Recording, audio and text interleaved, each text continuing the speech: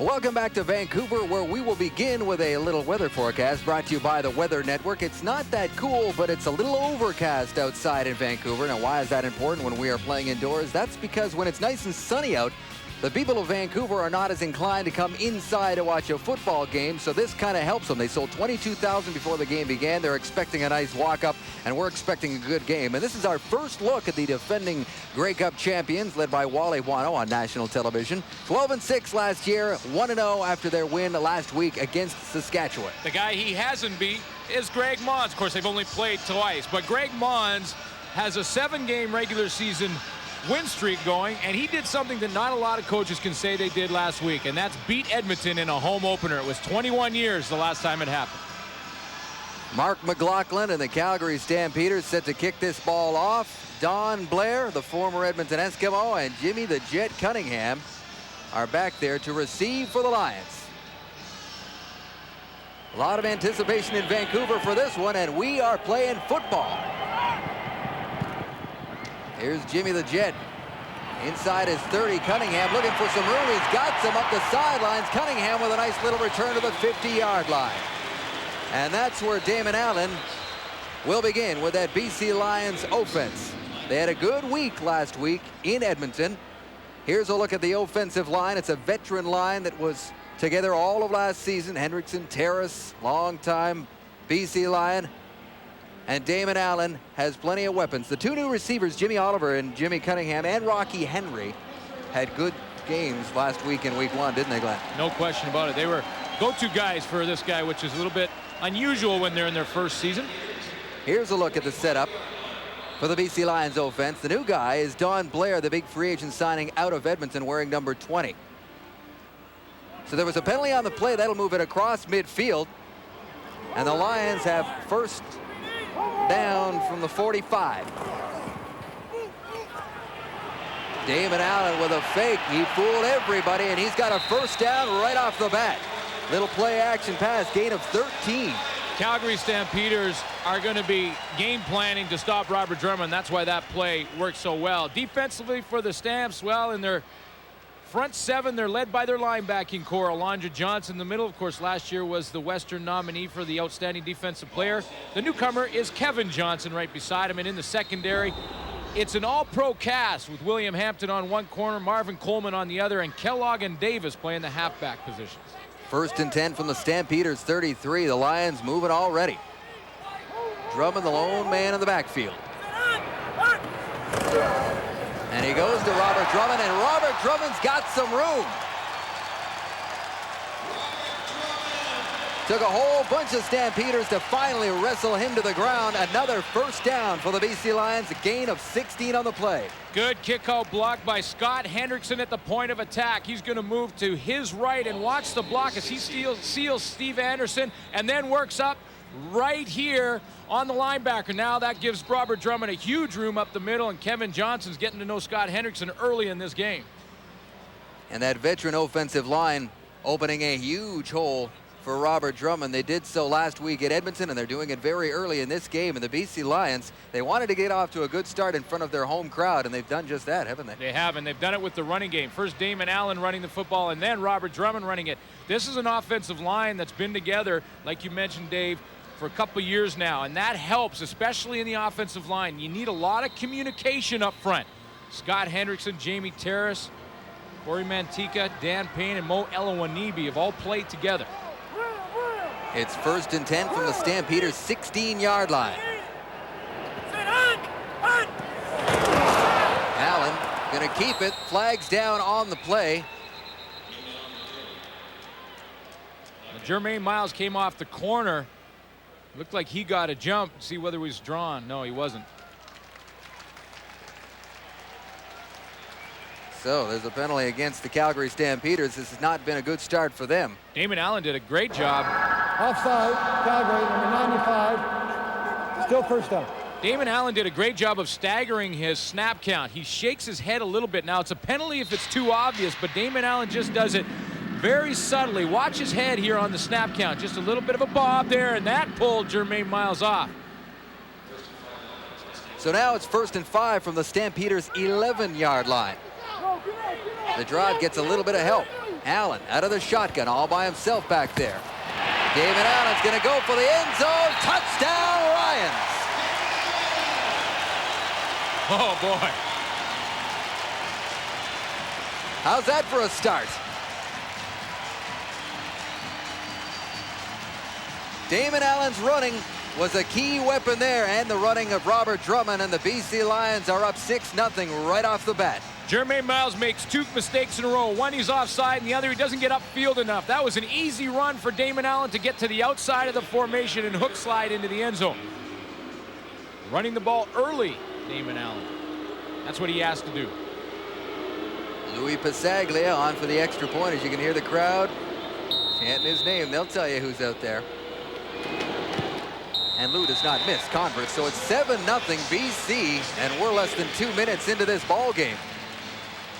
Well, up front right now, the first drive of the game, the BC Lion offensive line's doing a pretty nice job controlling that defense. You see Jermaine Miles got froze there right at the hash mark, number 95. He couldn't get to the outside. He's got to get way upfield because all his friends, the rest of the defenders, are coming from inside out. And if Damon Allen can pop containment like that, it's going to be a long night for the Calgary Stampeder defense. We spoke with Alondra Johnson yesterday, and there's a veteran defender who knows a few tricks, and he was really concerned about Damon Allen getting loose. No question. I asked Alondra Johnson his #1 concern in the game. He said number 9.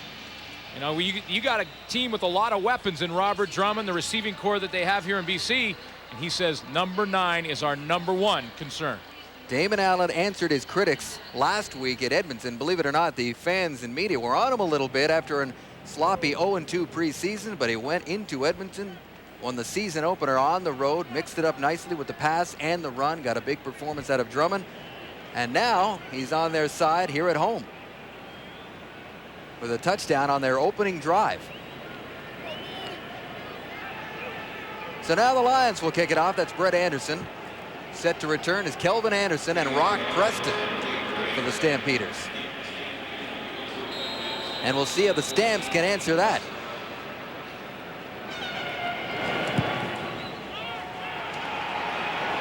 Short kick taken by Anderson.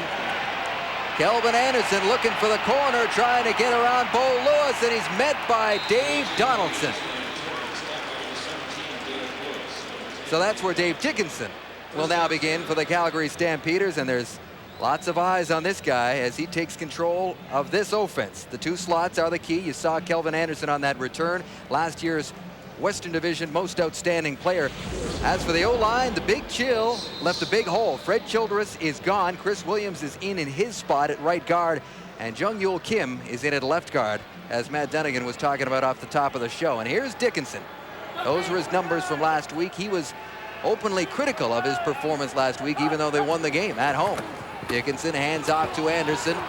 Kelvin Anderson gets a few.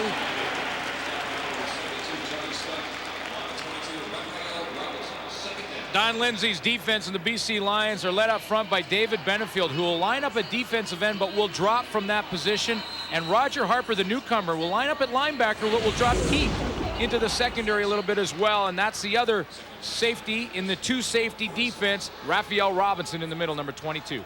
2nd and long after a gain of just 1 against Don Lindsay's defense. Here's Dickinson out of the shotgun. Nobody in the backfield. He's going to put it up. Now he's going to run. And he's nowhere near a first down. The middle linebacker, Paul Lacoste, met him and dropped him.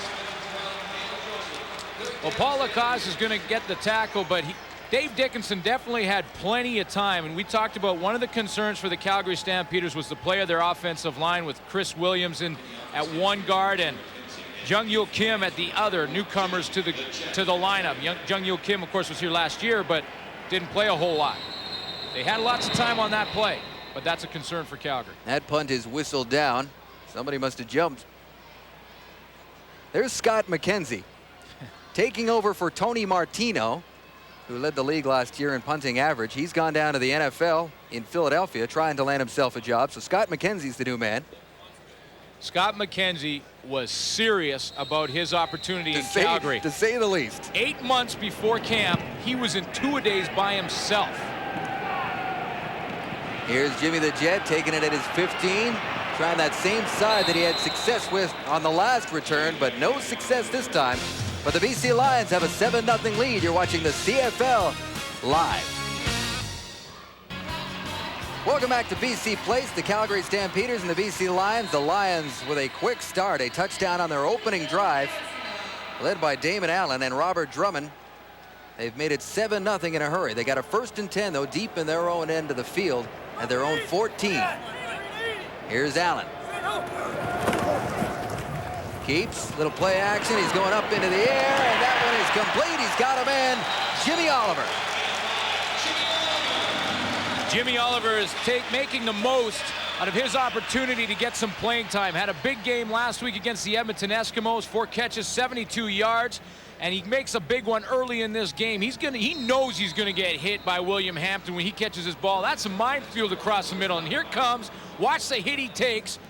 Bam, right there in the ear hole, snaps his head back, and can still hang on to the football. Great concentration by a young receiver. That was a good pop by William Hampton. Gain of 21 on the play. They're now up to their 35. Flags on the play. So the Lions had success in their opening drive with the run. They immediately start with the pass, but that penalty right there won't help.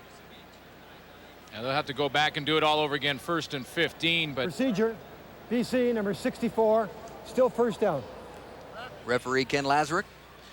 Well, for the BC Lions to win this football game, I think there's 3 things that they have to do.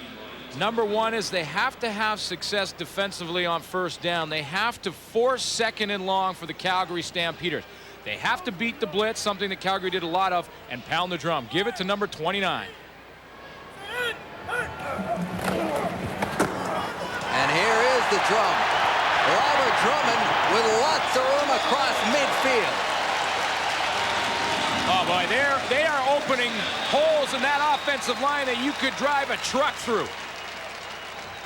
Robert Drummond is untouched at the line of scrimmage. He has been throughout the whole start of this football game. Watch the blocks on this side of the offensive line. Here they come, great blocks. Right there on Alondra Johnson, a huge block by Corey Mantika, and Drummond is untouched until he's about 30 yards down the field and into the secondary. 1st and 10, gain of 26 on the play. They're across midfield. Damon Allen, another great play fake. He's going to keep it himself. Gain of 1, 2, possibly 3. Damon Allen, big smile on his face early in, and why not, Glenn? Well, Damon Allen is often criticized for his demeanor. And, you know, he'll come into games, and whether they're down by 6, down by 12, you know, Damon Allen looks the same. And a lot of people misjudge that and think that he doesn't care. But that is not Damon Allen. He is very competitive. He just doesn't always show it like everyone else does. And Joe Paopao knows exactly how to treat Damon Allen, and they work together great. And here's Allen out of the shotgun, putting it up in the air, looking for his man, and that's too far. He was trying to get Robert Drummond. How do you get way out there? Robert Drummond often lines up in the receiver position, and the matchup they want to get is Robert Drummond, who sometimes can run routes like a wide receiver, on Alondra Johnson, and that's exactly the matchup that he gets. Alondra Johnson is running over here trying to get into the picture. Look how deep he is. Alondra Johnson's going to sit off there, and there goes Robert Drummond down the sideline. It's the matchup they want, but Alondra Johnson played it quite well. You look next time, they may throw it in the hole in front of Alondra Johnson. That ball is kicked away, and into the end zone it goes. So Marvin Coleman back to scoop that thing up. 62-yard punt by Louis Pasaglia. Add another point to the scoreboard. 8-0 BC. Until somebody knocks them off, they are the Grey Cup champions. What a Grey Cup last year in Winnipeg. There's a great catch. Jeff Garcia to Vince Danielson. The Calgary Stampeders beating the Hamilton Tiger Cats on this field goal, 35 yards. Mark McLaughlin, you saw Dave Dickinson was the holder. The final was 26-24, and Glenn, this is what they fight for, isn't it? You know what? It's not about the money. It is about winning the ring, and that's a beautiful one, and congratulations once again to the Calgary Stampeders a year ago. So now Dickinson is the man running this offense, and that pass is incomplete. This is his 4th career start. He's got some pretty good numbers. Threw for over 1,100 yards last year as a backup. But his numbers as a starter, he just doesn't have that much experience. Yeah, and what you got to see is it's his second start in a row, and that's a big difference because he got pounded in that Saskatchewan game in week 1. Gave up 6 sacks, but he got hit on almost every single play. Now he's trying to play with some bumps and bruises, something he has never had to do in his pro career. He was sacked on his very first play from scrimmage last week against the Riders. Here he is out of the shotgun on 2nd and 10. Over the middle, complete to Danielson, but well short of the first down. So the Stamps go 2 and out again, as Raphael Robinson and that BC Lions defense aren't giving them a sniff. Well, they're mixing it up on Dave Dickinson, and you know he is a smart quarterback, but he's going to take a little time to see what they are doing. Not a lot of teams have seen this Don Lindsay defense, and it's going to take at least a quarter or two to figure it out, or to begin to. I don't know if you'll ever figure it out. Right. I'm hoping you can explain it to me as the night goes on. Stinger, Wrecker. There's Scott McKenzie on to punt the ball away for the Calgary Stampeders. The Jets back there, along with Don Blair. And here's Cunningham. Gonna try the right side. Didn't get much, just past his 35-yard line. Robert Drummond, coming off a season that was a disappointment for him. 690 yards rushing last year, which is an off season for him. He had injury problems. He had family troubles. He lost his father tragically. But he has come in focused for this season. Well, he certainly is. He's come in with a chip on his shoulder and something to prove. I don't think he has anything to prove to anyone in the league or any fan, and that's not what he's trying to do. What he's trying to prove is something to himself, that he can get back to that level that he was at when he was in Toronto. 99 yards rushing last week. He's halfway home there. He's not going to rush here because everybody's out of the backfield, and Allen is going right to Jimmy Oliver. And Oliver's got a first down. Exactly how you draw it up in the offensive game plan room. I mean, this works perfectly for the BC Lions. Nice little hitch screen, a very safe pass for Damon Allen to throw and pick up pretty good yards from Jimmy Oliver. Jimmy Oliver is right here. He's just going to drop right out of that little group and then make himself available for the ball. Here it is. Catches it. Blocks are set up downfield. Eddie Davis gets kicked out by Don Blair, and pretty good yardage on a little safe screen pass. Gain of 13 on the play. The Lions 1st and 10 from their 50. Allen the give to Mark Nora. That ball is loose and Calgary's got it. Jackie Kellogg scooped that one up in a hurry as Mark Nora got his first touch, and the Calgary Stampeders get a big turnover. Combination here of Mark Nora not securing the football and Damon Allen giving it to him a little bit high. It goes up in his shoulder pads. When running back hits that line of scrimmage, they want the ball right in their belly. A nice soft area. They can pick it up. Well, some are harder than others, I guess. But he pick up that ball as they hit the line. That one hit his pads up high, and Mark Nora really didn't have a good opportunity to put the claws in it. Mark Nora has really impressed head coach Greg Mons. I'm sure he's going to cut him a break here. So Dave Dickinson gets to try to take advantage of a line mistake, but he is wrapped up, gets away. Dickinson, and got the ball away before he was dropped. Nice job getting away from some big pressure. Well, the big pressure, I think, will be one of the keys for the Calgary Stampeders is can they hold off that big pressure? They need to get a great performance from their offensive line. That is a bit of a makeshift group at this point. They have to involve the wideouts. We know they're going to go to Pitts and Vince Danielson. They got to get outside as well and contain Damon Allen on defense. Not only have they lost Fred Childress, but Jay McNeil, one of their top offensive linemen as well, hurt himself last week. MCL, gone for at least 6 weeks. Dickinson out of the shotgun. Flags are down. Danielson was open, but he was nowhere near that pass, and Lacoste really gave Dickinson a shot. Okay, so Paul Lacoste, whether that's a penalty against the BC Lions or not, he just put one on David Dickinson. I mean, that's one that could come back later in the game and pay dividends for the BC defense. Offside, BC number 74. 2nd down, repeat it. Dave Chaders jumped, but boy, was there a huge hit on Dave Dickinson. This would happen last week against the young starting quarterback. Not necessarily young, just young starting quarterback. That's right. What a laid-back guy, though. Speaking to him yesterday, met him for the first time. What a laid-back guy. He doesn't seem to know that the weight of the Calgary football world is on his shoulders. 2nd and 5 from the Lions' 53. Dickinson rolls to his right. He's got a man. It's Danielson. And he's close to a first down. Gain of 3 on the play. You know, you mentioned Dave Dickinson, how laid back he is. And you know, one thing I found that was quite interesting is how he's very nervous about his opportunity. He's been in the organization for a long time. You mentioned that he started a couple of games last year and things like that, but he is still very, very nervous about his position at this point. He admits he was tentative last week. Didn't get rid of the ball, and all those 6 sacks that we talk about, it's not necessarily the offensive line's fault. He admits that part of it was his fault for not getting rid of the ball, maybe not getting out of that pocket, because he's nowhere near as mobile as Jeff Garcia was, or the guy before him. What was his name again? That would be a Flutie, Flutie, I think. right. Flutie somebody. So that drive stalls. The Lions get a break after the fumble, and they kick it away again. Here's the Jet taking it on the hop.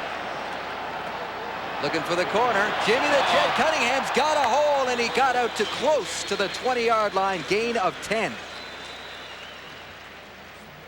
There was no yards on the play. We'll sort out everything when we come back to BC Place. The 2 leading receivers for the BC Lions the last 2 years were Alfred Jackson and Rod Harris. Both are hurt, and both are with our Farhan Lalji. Thanks, Dave. You know, last year the BC Lions were supposed to have the most feared receiving core in the league. We've got Rod Harris, Alfred Jackson, Eddie Brown, and Don Blair, but half of that crew is hurt. We want to talk to Rod Harris, a blood disorder. How are you feeling? I feel great. You know, I feel great. I'm getting my CPK levels down, and I'm getting ready to play. Now, AJ, you've got a bit of a hamstring injury. You said you could play this week if you were needed. How are you feeling? I feel good. You know, it was just a short week this week, so, you know, they wanted to just let the players they had in there play, and I'm looking forward to next week in Saskatchewan. Well, guys, the offense looks pretty good so far, but, you know, they can't wait to get these 2 guys back. Dave, back to you. Well, it'll be that much more potent when they get in there, and, you know, that's why Jimmy Oliver and Rocky Henry have a 2-game audition period and a chance to really show some things, not only to the Lions, but to the rest of the league. Gain of 3 on that last play. 2nd and 7. There's a pass to Don Blair. And he is close to a first down. I think he's right on it. Don Blair is a big free agent signing for the BC Lions, and Don Blair is a great acquisition, not only because he's Canadian, but just because flat out he's a great receiver. Don Blair is the inside guy, going to run a little out cut, catch the football in pretty good coverage. Don Blair almost ended up in the Calgary Stampeder organization in the offseason. He was sought after by a lot of teams. Calgary was really hot on his trail when he became a free agent. He actually sat down with the Stampeders offensive coordinator, George Cortez, kind of talked about where he would fit in. But when you look at that, and they're just short of the first down, when you look at that Calgary offensive setup, obviously the slot back position is pretty set up with Alan Pitts and Vince Danielson. They wanted him to play wide out, and he wasn't as crazy about that, and he had other reasons to come to Vancouver. He just thought it was a good fit. Yeah, he evaluated a lot of things. He looked at every team and their quarterback situation. He thought he would have been happy with Dave Dickinson. He liked the opportunity to play with Damon Allen, and he really told me that, you know, if Marcus Crandall in Edmonton was going to be the starter, he thought very highly of him as well. So he kind of evaluated that, felt like playing with Damon Allen would be a great opportunity, and here he is with the BC Lions. And here we are on a 3rd and short situation, getting to the late stages of the first quarter. Allen keeps, and it looks like he's got that easily. Flags on the play on the far side of the field. And is Allen hurt down there? He looks a little slow to get up here, and Greg Mons obviously concerned. That's Damon Allen on the turf right now, and behind that surge by his offensive line. He's holding his knee. Damon Allen, for all the running that he does and sprinting and rolling out of the pocket, he's been a very durable quarterback. Started all 18 games last season. Offside, the Calgary defensive line. During the week, First down, BC. Damon Allen told me yesterday that during the week he had a bit of a tight back. He said it wasn't anything serious. He took all his reps in practice, but he said that his back was a little stiff. In fact, a couple of his teammates wanted him to play golf during the week, and he declined because his back was sore. Kahari Jones is warming up in the bullpen because he'll have to come out for 3 plays regardless of the severity of this injury. Here's the play. Good surge by the offensive line. He gets right in behind, and then the pile kind of collapses on top of him. It looked like number 84, Ray Jacobs, fell on top of his left knee and kind of twisted over on it. That's what at least how it looked to me on that replay. Number 13 is Kahari Jones. He is the number 2 man for Damon Allen. Well, it was quite a battle for the number 2 spot with the BC Lions. Todd Marinovich, of course, a former Oakland Raider, signed with the Lions in the offseason, had a chance to compete for the backup role. But Kahari Jones, just by virtue of the fact that he's been in the organization longer, 3 years as a matter of fact, kept that second spot. But Todd Marinovich is quite the story, Dave. I mean, think back to his college days when he's an outstanding quarterback at USC, and then had some personal problems, ended up in jail. Watched the Super Bowl from his jail cell. Saw Denver Broncos and John Elway hold up the Super Bowl, and he said, that's it, I got to clean things up and straighten up my life and getting another shot at it. Damon Allen, good news for BC fans, is walking off the field. Yeah, that is a good sight because he's done a great job to start this game. Kahari Jones, they thought they were bringing him in to groom him as the quarterback of the future, but Damon Allen, they think he can play until he's 40. So he does not get a lot of action. Only 11 of 18 passes last season, and that was his first action in his career. But he's got nobody in the backfield, so he's going to put it up. Pump fake, flag on the play. Jones takes a pop. And we'll see what these flags are all about. That's what you want to do when you first get in the game, is take a lick. Either take one or dish one out. Get into the game, just get that adrenaline flowing and take a hit and feel like you're part of it. Boy, the way he pump faked there looked like he was an old pro at all of this. Well, he was trying to get Eddie Brown on the hook and go. Holding. BC number 61. First down, repeat it. That was Steve Harden along the BC Lions offensive line. Now, this is a tough situation when you come into the game as the backup. Steve Harden makes it 1st and 20 for you. Helping. That's not helping. Not helping the situation. You know, this is a situation where Greg Mons probably just kind of cut his losses here. You know, not do anything silly in this part of the field and just take what you can, maybe punt the ball away and keep field position. And again, everybody's out of the backfield, so Jones is going to throw, and there it goes to Eddie Brown. Short side. Got back to where they started. Gain of 11 on the play. Good safe play. Eddie Brown is a guy that is on a mission for the BC Lions. In the offseason, there were some newspaper articles that said that Eddie Brown was washed up. Said he couldn't run like he used to, said he was slower, and said he was on the bubble in BC. Well, he took it personally, trained very hard, and I talked to him. He is also on a mission, along with a guy like Robert Drummond. That's another guy right there, Eddie Brown. And that's a veteran receiver helping out an inexperienced quarterback. 2nd and 9 for Jones out of the shotgun. He's going to keep it and run, but look out, Steve Anderson got a piece of him, and so did Darryl Hall, number 4 for the Calgary Stampeders. And the Lions will kick that one out. For an update on the situation with Damon Allen, here's Farhan Lalji. Well, guys, Damon Allen appears to be okay. The trainers are having a look at him on the BC Lions bench. His right knee was rolled upon by a Calgary defensive lineman when he went for it on that 3rd down gamble. He'll be back on the next series for the Lions. Yeah, called it, partner. Yeah. Well, it's first time for everything, you know. Ray Jacobs, I think, was the man. Well, that's good that it will be back. Speaking of back, Marvin Coleman is back to get that punt. And he is forced back by the BC Lions special teams unit, led by number 33, Kelly Lockbaum. A negative gain of 4. 43-yard punt by Lou. Well, when you're not starting, you got to contribute on special teams. Kelly Lockbaum, the backup middle linebacker for Paul Lacoste, and makes a big play for his team, contributes on the teams. So the Lions kind of dodged a bullet there. We'll see if Allen comes out for the next series, but Kahari Jones doesn't give up too much field position. And they've got the Stamps pinned to their own 18, where Dave Dickinson will go to work out of the shotgun. 1st and 10.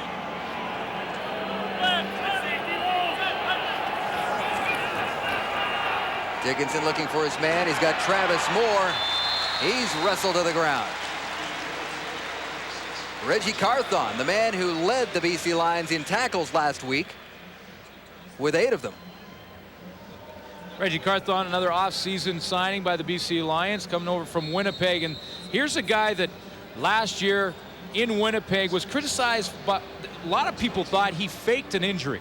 And You know, if you're a pro football player and someone says you're faking an injury, you take that personally. Oh, yeah. And Reggie Carthon wanted out of that city because of that. Gain of 4 on the play. Look out. Dickinson couldn't handle the snap. The Lions say they have it. They're still fighting for it. Dickinson's at the bottom of that pile. You can bet he's fighting for it. Oh, and that is a scramble. You're in piles like that, ripping away at whatever you can grab. Be it the ball or someone's head. Antonio Armstrong still has his arm going towards the Lions' direction. Looks like the Stampeders got it back. Well, and that's Greg Mons is looking for some kind of replay. Dickinson looks like he got that ball back. He's not a big guy, but he had to fight for that one, and looks like he got it. Well, he's in the shotgun, and he takes a peek down at the coverage, and when he does, the ball bounces off him. I mean, you look to him to his right. He's looking kind of to his right. The ball hits his hands. In the shotgun, you have to secure the snap first. A lot of quarterbacks don't like it for that reason because they have to look at the football and take their eyes off the defense. That time, Dickinson had his eyes on the defense and not on the football. I'll tell you what, if he won that battle for the ball, he beat both Johnny Scott and Dave Chaters for possession. Must have been some payment going on. I don't know how he did it, but he got it. That punt is whistled down. Well, it's a huge recovery for Dave Dickinson to pick it up because, I mean, now you're going to get a chance to punt the ball away and make the BC Lions at least drive half the field. Calgary, number 31, still 3rd down. Oh, boy. I'm sure Wally Buono and Dave Dickinson want to see the second quarter because this first one has not gone their way. You just have to weather the storm, and that's what Wally's thinking. We're not playing well. We're not executing on offense at all. So we just have to weather the storm, try and not give up another major so we get down in a hole too far. Scott McKenzie from his own goal line. Uh-oh. Oh, he's not going to get it away. McKenzie's running around.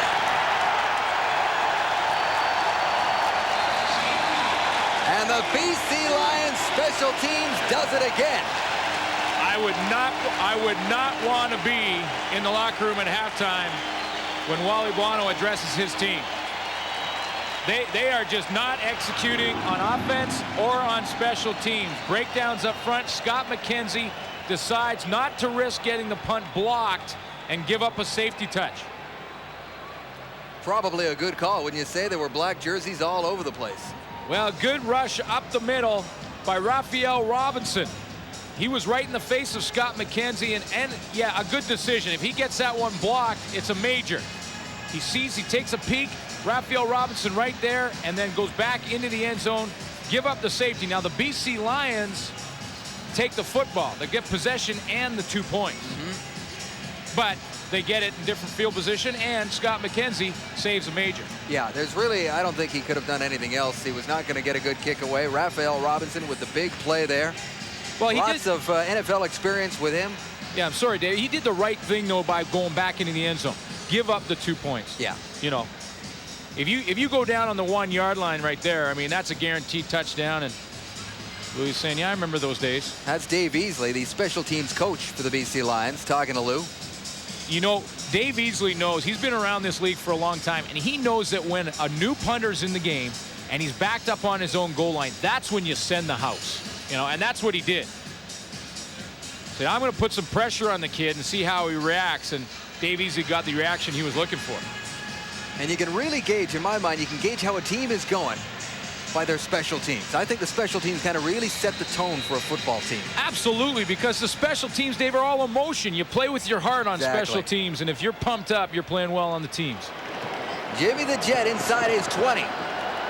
Here's Cunningham. Whoa! Tries to jump up and over Greg Frères. Almost hurdled him. Instead, he ends up with a gain of 12. So the BC Lions get 2 more points, and here comes Damon Allen, and that's a good sight for BC Lion fans. Was that just me, or was there a collective sigh of relief in this building? No offense to Kahari Jones, but Damon looks pretty darn sharp. Well, if they're going to get anywhere this season, they're going to rely on number 9 to get them there. No question about it. You know, you talked about the lack of respect that he seems to get here. Reminds me of Roy DeWalt. Early in the 80s, the BC Lions fans kind of rode him until he won that Grey Cup in 1985. And all was forgiven. 1st and 10. The handoff to Drummond.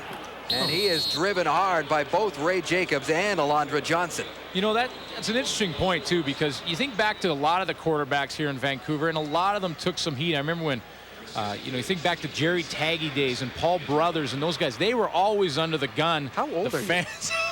Well, I was a little kid then. then. Right. I was a fan watching in Empire Stadium in the pouring rain. In the Nally's chip section. Yeah, that's right. But, it seems that no matter who the quarterback is here in BC, the fans are on him. And we've got somebody down on the field here. That is Scott Hendrickson. The center for the BC Lions in his 8th year of the CFL, 2nd with the BC Lions, and we'll get a look at exactly what happened here. He's right to the left of your screen. There you see number 63 at the bottom of the pile. He kind of lunged forward. Steve Harden was in there as well. Didn't get up, so we don't want to speculate on what the injury is, but he's definitely in pain. And he is the center, so that's a key position. I mean, you don't ever want to lose a starting offensive line, well, a starter in any position, but you lose a guard and you can make some adjustments. You lose a tackle, you can bump a guy out, make some adjustment. Your center is a tough one. He's got to snap the ball, he's got to make the calls, and then he's got to execute his blocking assignments. But the good thing for the BC Lions is they've got a veteran backing him up at the center position in Doug Davies, a guy who's been around for 11 years. Here's another look, Glenn. Yeah, and this is ugly. I mean, this is he gets rolled on. You see right to the right of your screen, he gets rolled on, I believe, by Jeff Traversy. And that left knee kind of buckles under him, and then he's not putting any pressure on that left knee. So Davies will come into the game. His 3rd year with the BC Lions, won a Grey Cup with the Calgary Stampeders in 1992. He is the backup and the long snapper for the team, but he's going to get a lot more playing time today because it doesn't look good for Pooch Hendrickson. 3rd member of the Hendrickson family to play for the BC Lions. His brother played here, his dad played here. Lefty. That's right.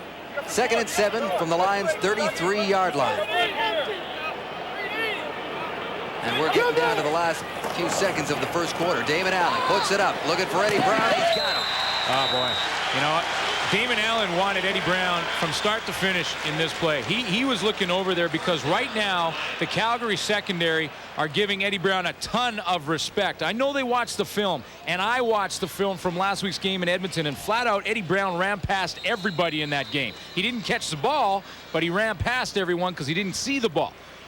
So they're giving him a lot of cushion, and Marvin Coleman, one of the best cover guys in the game, was about 6-7 yards off Eddie Brown on that play. A perennial All-Canadian on that one. Gain of 12 on that play. 1st and 10. And there's Drummond again. Straight up the middle. Boy, Robert Drummond is hitting the hole hard. I mean, his knees are high. He's running hard, and he is pushing the defensive line back when he makes contact.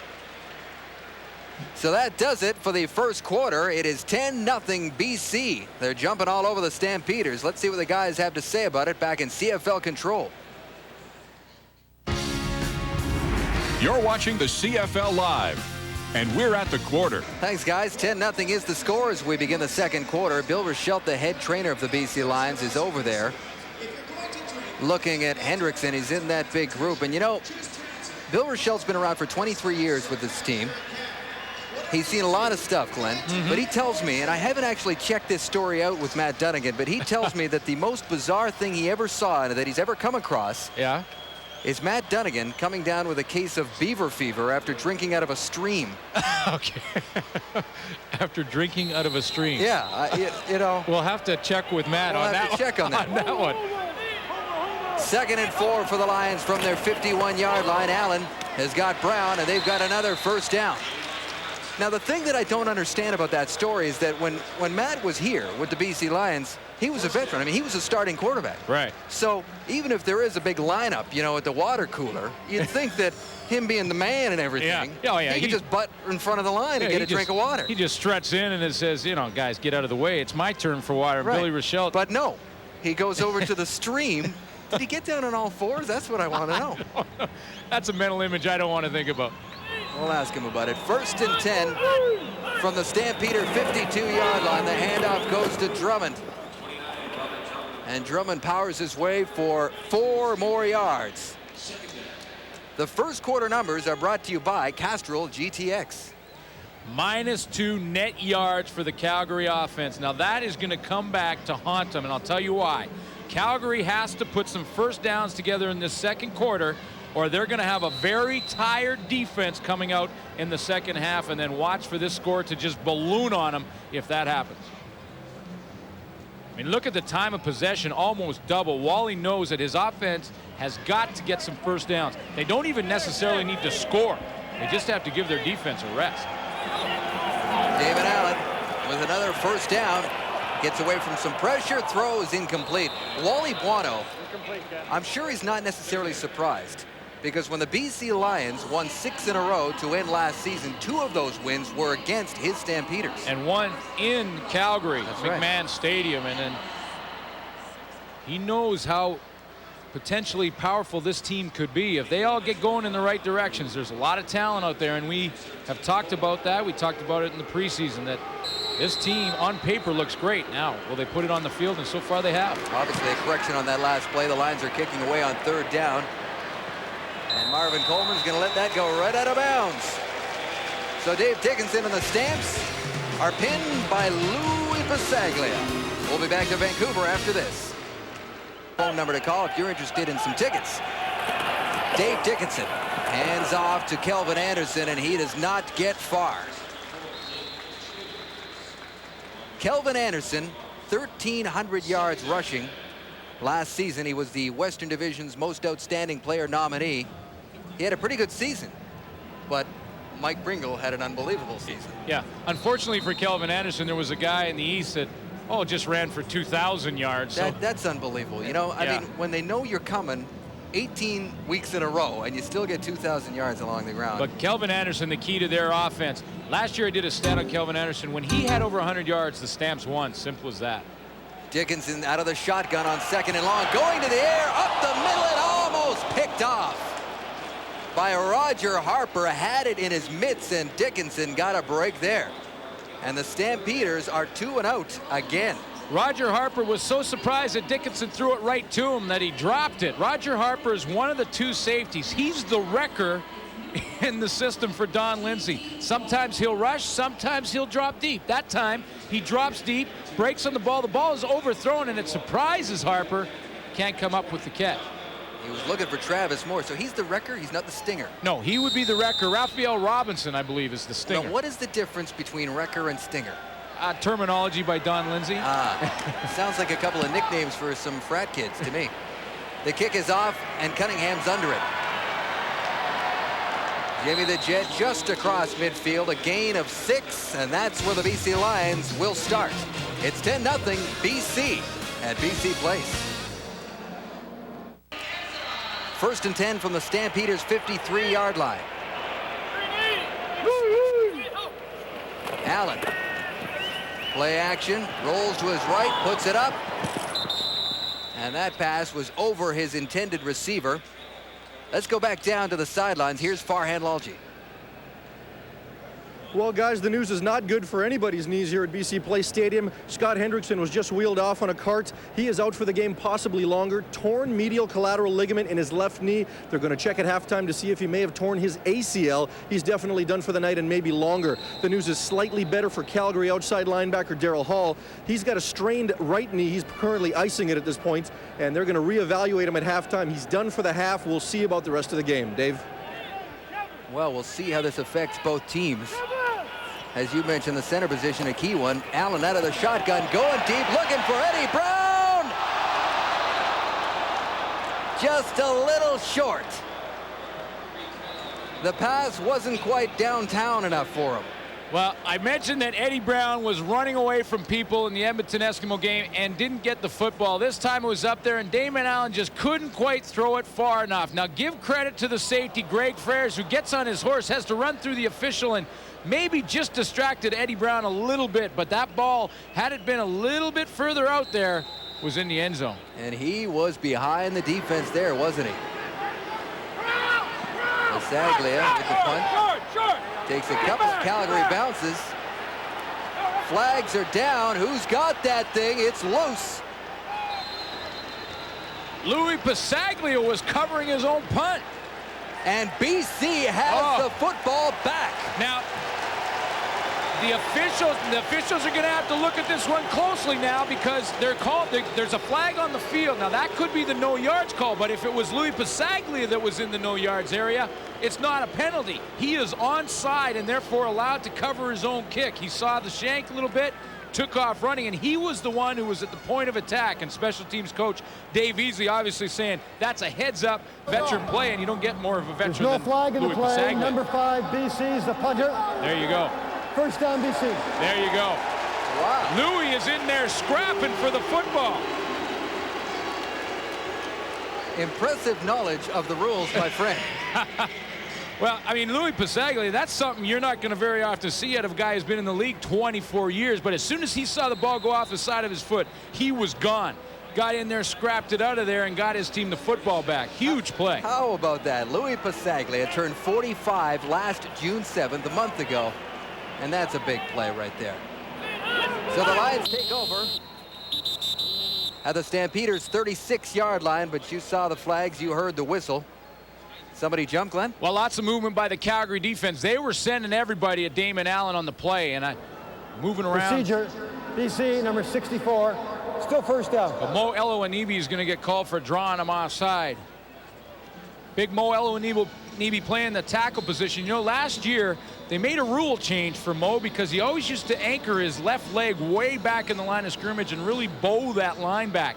So they had to put in the Mo rule, which means your shoulders have to be square to the line of scrimmage from now on. So it's 1st and 15 now from the 42, and Allen, the give to Drummond, hits the line of scrimmage hard, as you said. There is a lot of contact at that line of scrimmage. He was met by the rookie, Kevin Johnson. Yeah, Kevin Johnson in there. He's seen Robert Drummond quite a bit already in this game. This is, of course, his second start. Jason Clement was basically penciled in to take the starting job this year at that position, but hurt himself in training camp and couldn't compete. Kevin Johnson came in, really lifted his game as a rookie and got the starting job. Took advantage of the opportunity, gain of 3 on the play, so it's 2nd and 12 for Allen out of the shotgun. Yeah, He's nice. got Don Blair wide open, and Blair has got the first down. Great read by Damon Allen. There is a flag on the play, and the flags are starting to fly in this one. It was a clean start in the first quarter, but now the flags are happening. Major foul, unnecessary roughness. Calgary, number 92. First down, BC. A little frustration. I told you the Calgary defense is going to start getting tired. When you start getting tired, you start tackling more sloppy, and then you get frustrated and start fighting after the whistle. Steve Anderson made a big play in their win last week against Saskatchewan, blocking a punt. That was not a play that he's proud of there. And you can see if looks could kill. Oh, boy. If looks could kill. You'd be a bug on the wall in that locker room. So now to the Stampeder 13-yard line. Here's Damon Allen looking for 7 more. He's got Mark Nora, but Nora dropped it. And this is too bad for Mark Nora, who's getting really his first start at home. He had a great preseason. Oh, he did. He had a great game in week 1 against the Edmonton Eskimos. He made a nice pass on a sort of a trick play where he'd go out of the backfield, fall down, and then he caught a 29-yard pass out of it. But the thing that they are most impressed of with Mark Nora is the fact that he has learned how to block. And at the fullback position, that's what you have to do. Out of UBC, former Heck Crichton Trophy winner, 2nd and 10. Here's Damon Allen. Pump fake, lots of time. Drops it off to Cunningham, and he couldn't reel it in. The pass was a little behind him, and he couldn't squeeze it. So the Lions, sitting on the 13-yard line, throw 2 incompletions, and we have a Stampeder who's down on the field. Well, this could be very costly for the Calgary Stampeders to lose another guy. Greg Mond's obviously upset that they can't convert and score the major, but looks like Shad Chris, the newcomer, is the injured player. Now, he came in to replace Daryl Hall. Farhan Lalji said was injured earlier and was icing down his knee. He still is on the bench. Now, that means they played the extra defensive back. They bring in Shad Chris, the rookie. And now he's hurt. Now Wally Buono will have to look at maybe Roger Reinson in the lineup, who's normally just a special teams player, and maybe try to substitute Aldi Henry in there as well, the backup safety. Things going from bad to worse for the Calgary Stampeders. They did not like their game last week at all at home, despite the fact they won by 10, 28-18. And you can bet that Wally Buono doesn't like this at all. Their offense has been ineffective so far. They've taken dumb penalties. And they've had some breakdowns on special teams. So, you know, he will address every one of those problems in the locker room at halftime. And if there's one coach that can make adjustments and fire his team up, you'd probably have to give that benefit of the doubt to this guy right here, wouldn't you? Yeah, no question about it. Let's go back and take a quick look at that injury to Shad Chris. He runs into his own guy, I believe, in Marvin Coleman. You see him coming across the middle, and there they are, right in the middle of your screen. That's head to head. And when Shad Chris hit the ground, his hands kind of went straight up in the air, and that means he's got a ding. That means he got hit in the head. Now they're going to check his neck, feel his hands, make sure he has feeling, make sure he has grip. He can grab and have a little strength in his arms. They're asking him where he is, what his name is, what day it is.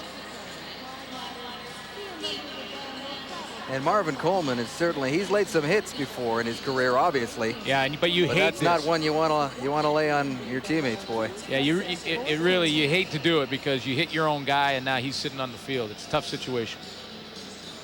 So we will take a break. 9:26 to go in the second quarter. It's 10-0 Lions. On for a 19-yard field goal. That is a chip shot for Lou. And it's 13-0 for the BC Lions. And that was 3 points really created by Louis Pasaglia.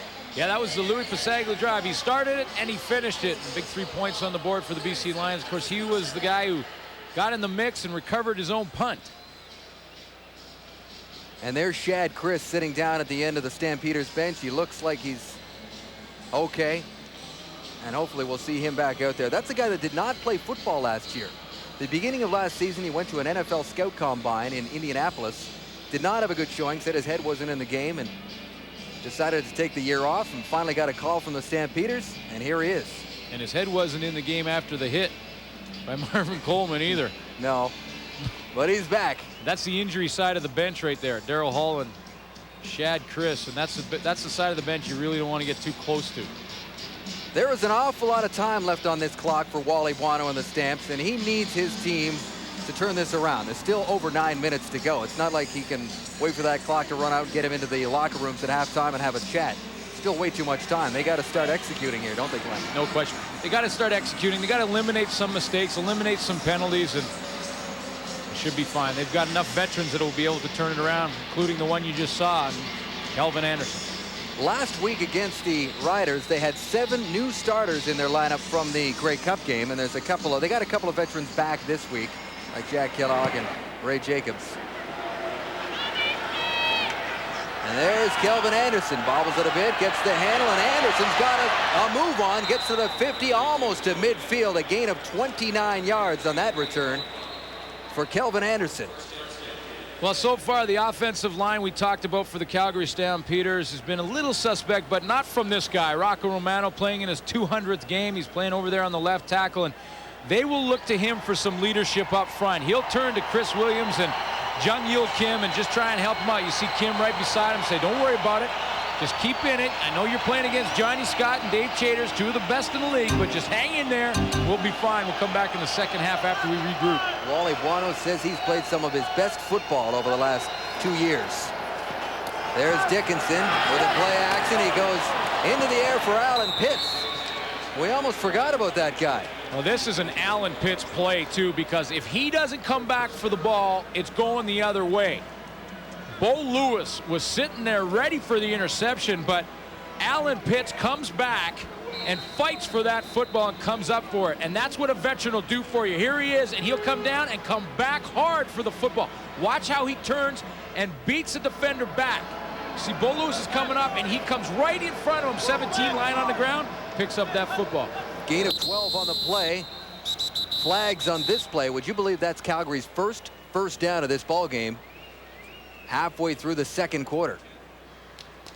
Dave Dickinson really not in a rhythm. He's had some pressure in his face, hasn't developed any kind of running game. Calgary, number 62, still first down.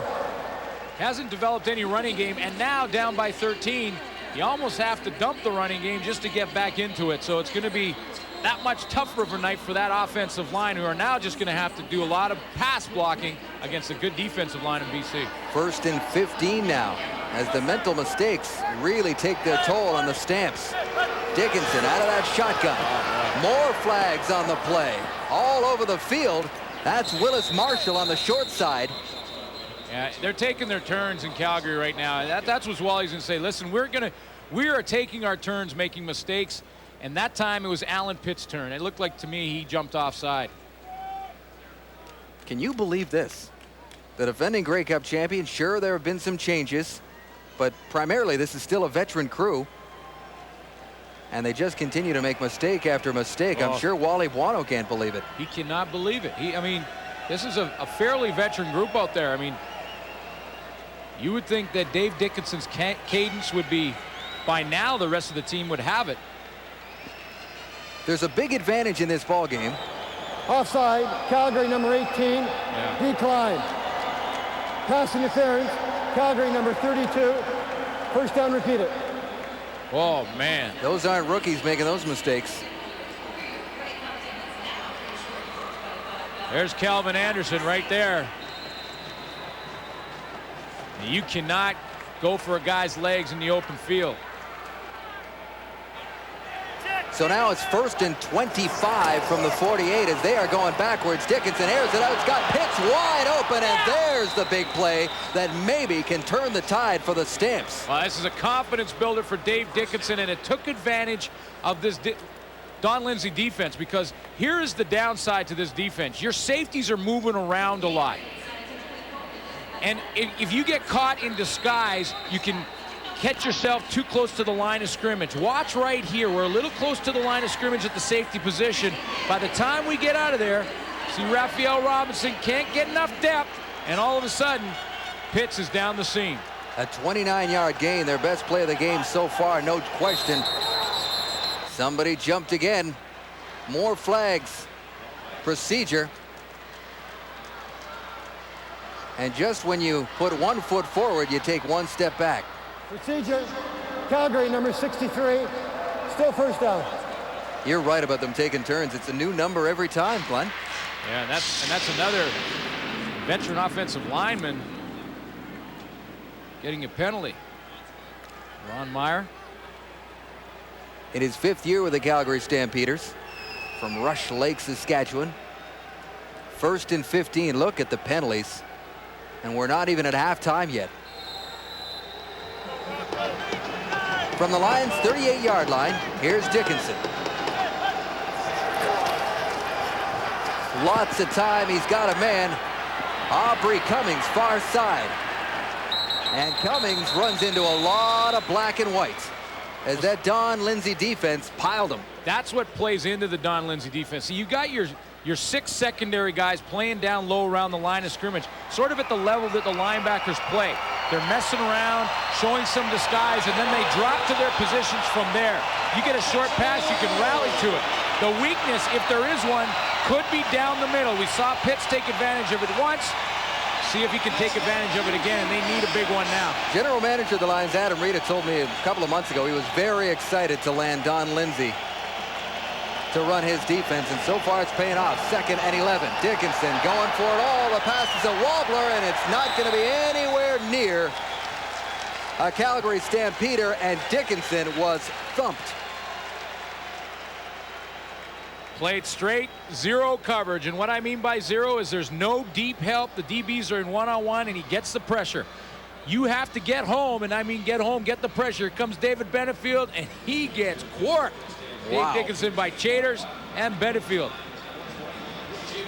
Benefield corkscrews him right into the artificial turf here in BC Place. I'll tell you, last week against Edmonton, Benefield almost took Nealon Green's head right off. Green ducked just as the hit was coming.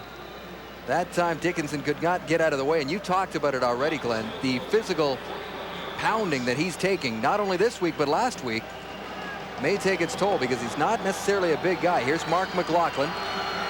A field goal try from 41. And it's no good.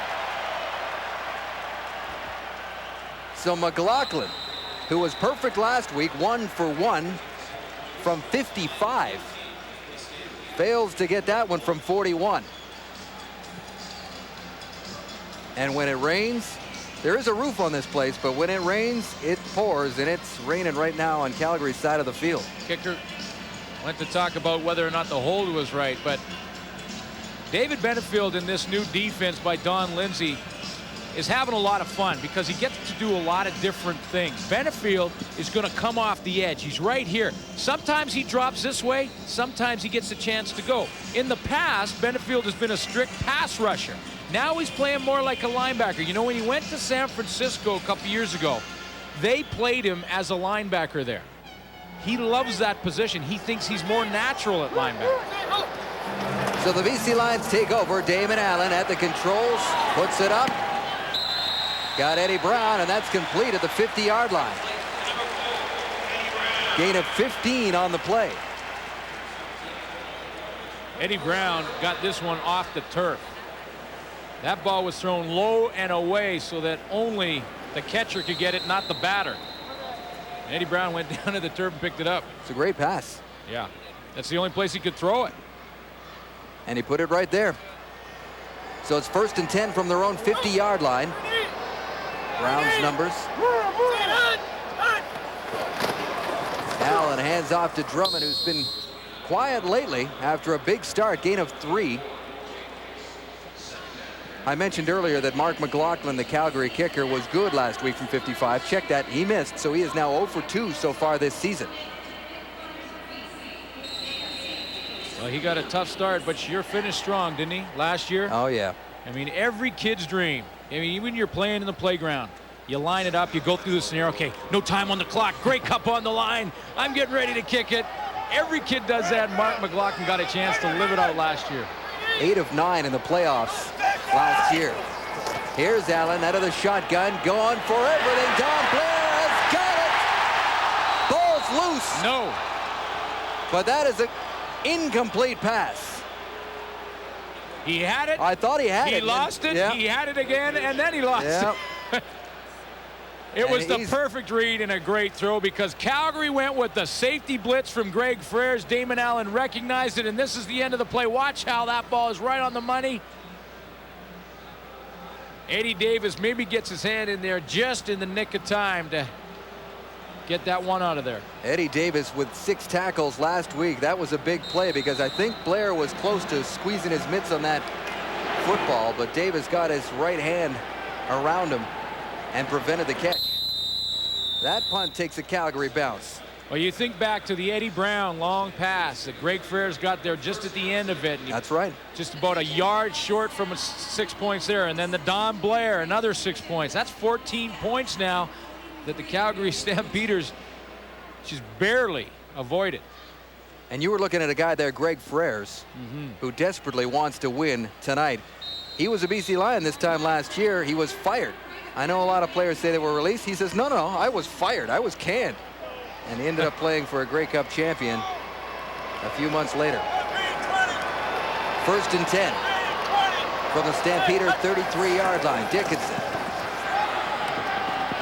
He's got Vince Danielson. And the slot backs, for the most part, have been held in check by the BC Lions. Well, we saw one play, Raphael Robinson going way back into the deep secondary, and then on this play he's going to come up, and this is the different looks you get. Here's Danielson going to run the little out, and Raphael Robinson sitting back off here. Last time we saw him, he was back in the middle, and Don Lindsay has him up in man-to-man coverage. Dave Dickinson's not sure where those safeties are. That time took advantage of it. Danielson catching that ball. That is Danielson's 3rd catch of the game, by the way. He's now surpassed 300 for his career. Oh, man.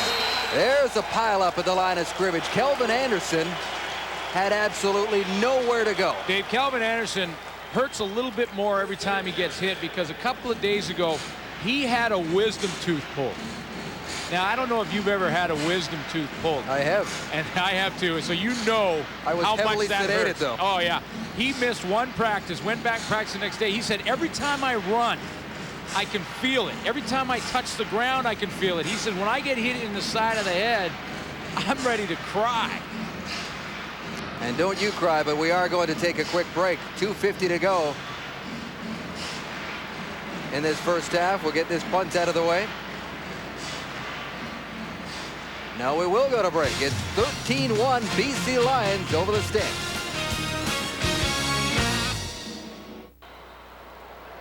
All right, now we're going to get this punt off by Scott McKenzie as we're inside the 3-minute warning of the first half.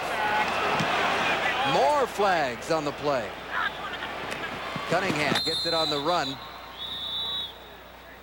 Return of just 4 on a 33-yard punt. But as mentioned, we'll sort out those flags. You know, Glenn, last year, there was a lot of excitement and anticipation for this exact matchup right here at BC Place. Greg Mons was not the head coach yet. Adam Rita still was.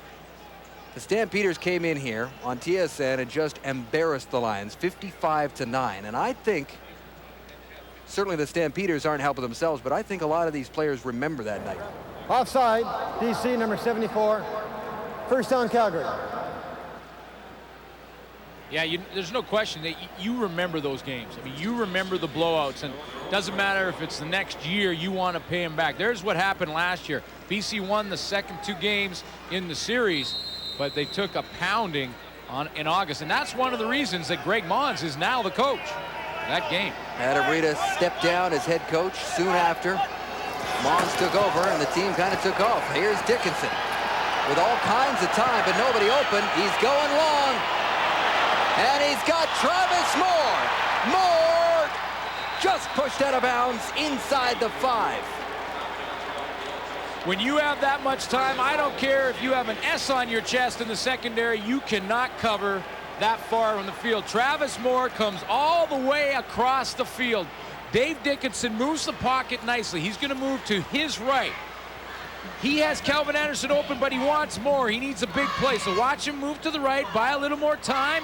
Johnny Scott can't get there. Now, Travis Moore has run about 100 yards, 50 down and 50 across. And Dave Dickinson put everything he had in this one.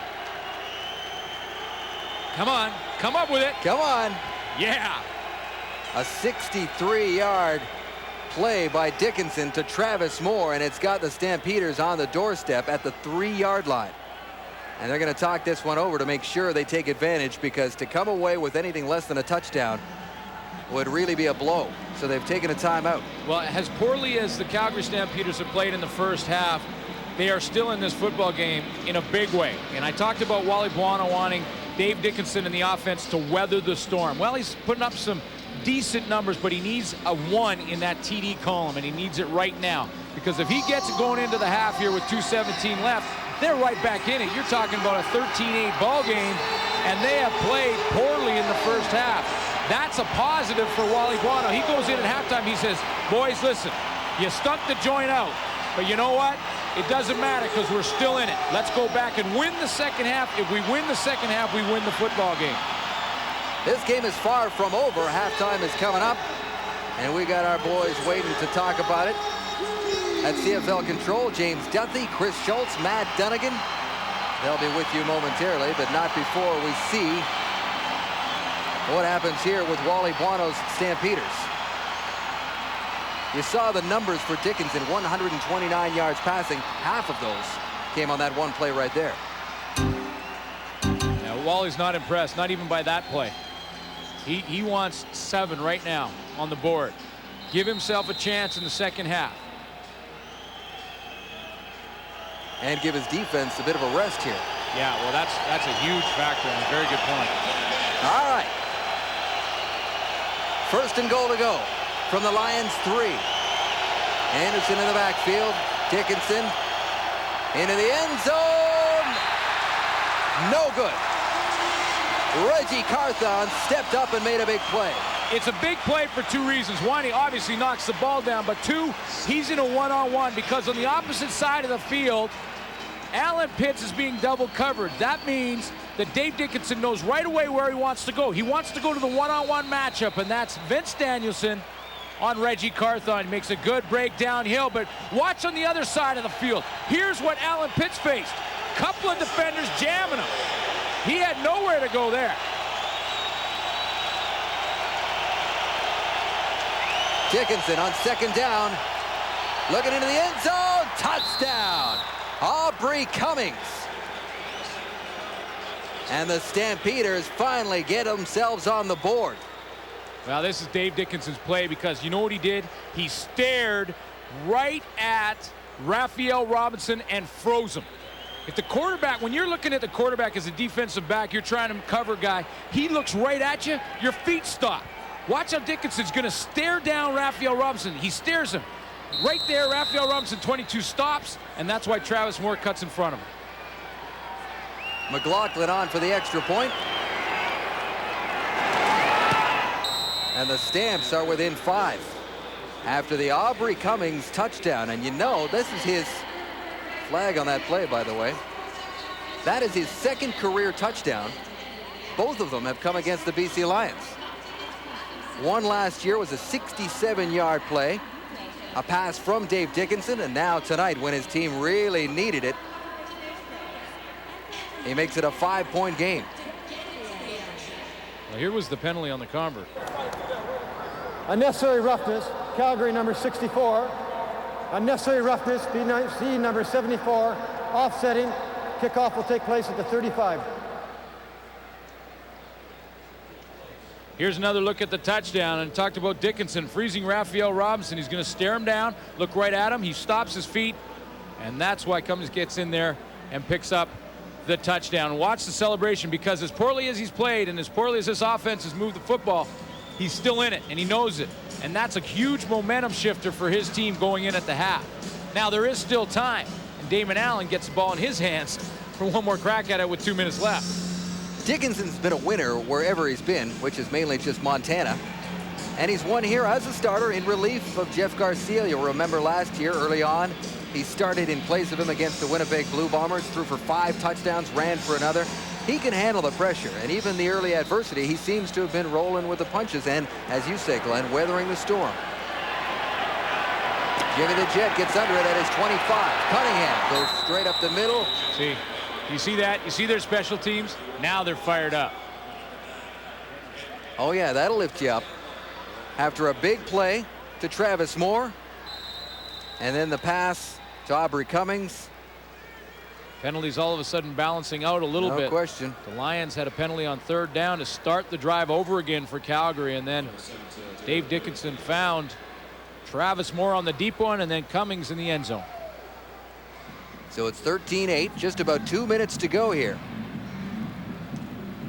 And that feels good. I'm sure everybody watching in Calgary is breathing a little bit of a sigh of relief. Bo Lewis is the hurt BC Lion. And this is quite a scary collision. Well, you know, Calgary came down fired up. Bo Lewis, number 17 in the middle of your screen, gets rolled on by his own guy. And that's his left knee again. Left knee or ankle. They'll check out both. The trainers on both sides have been busy in this one, Glenn.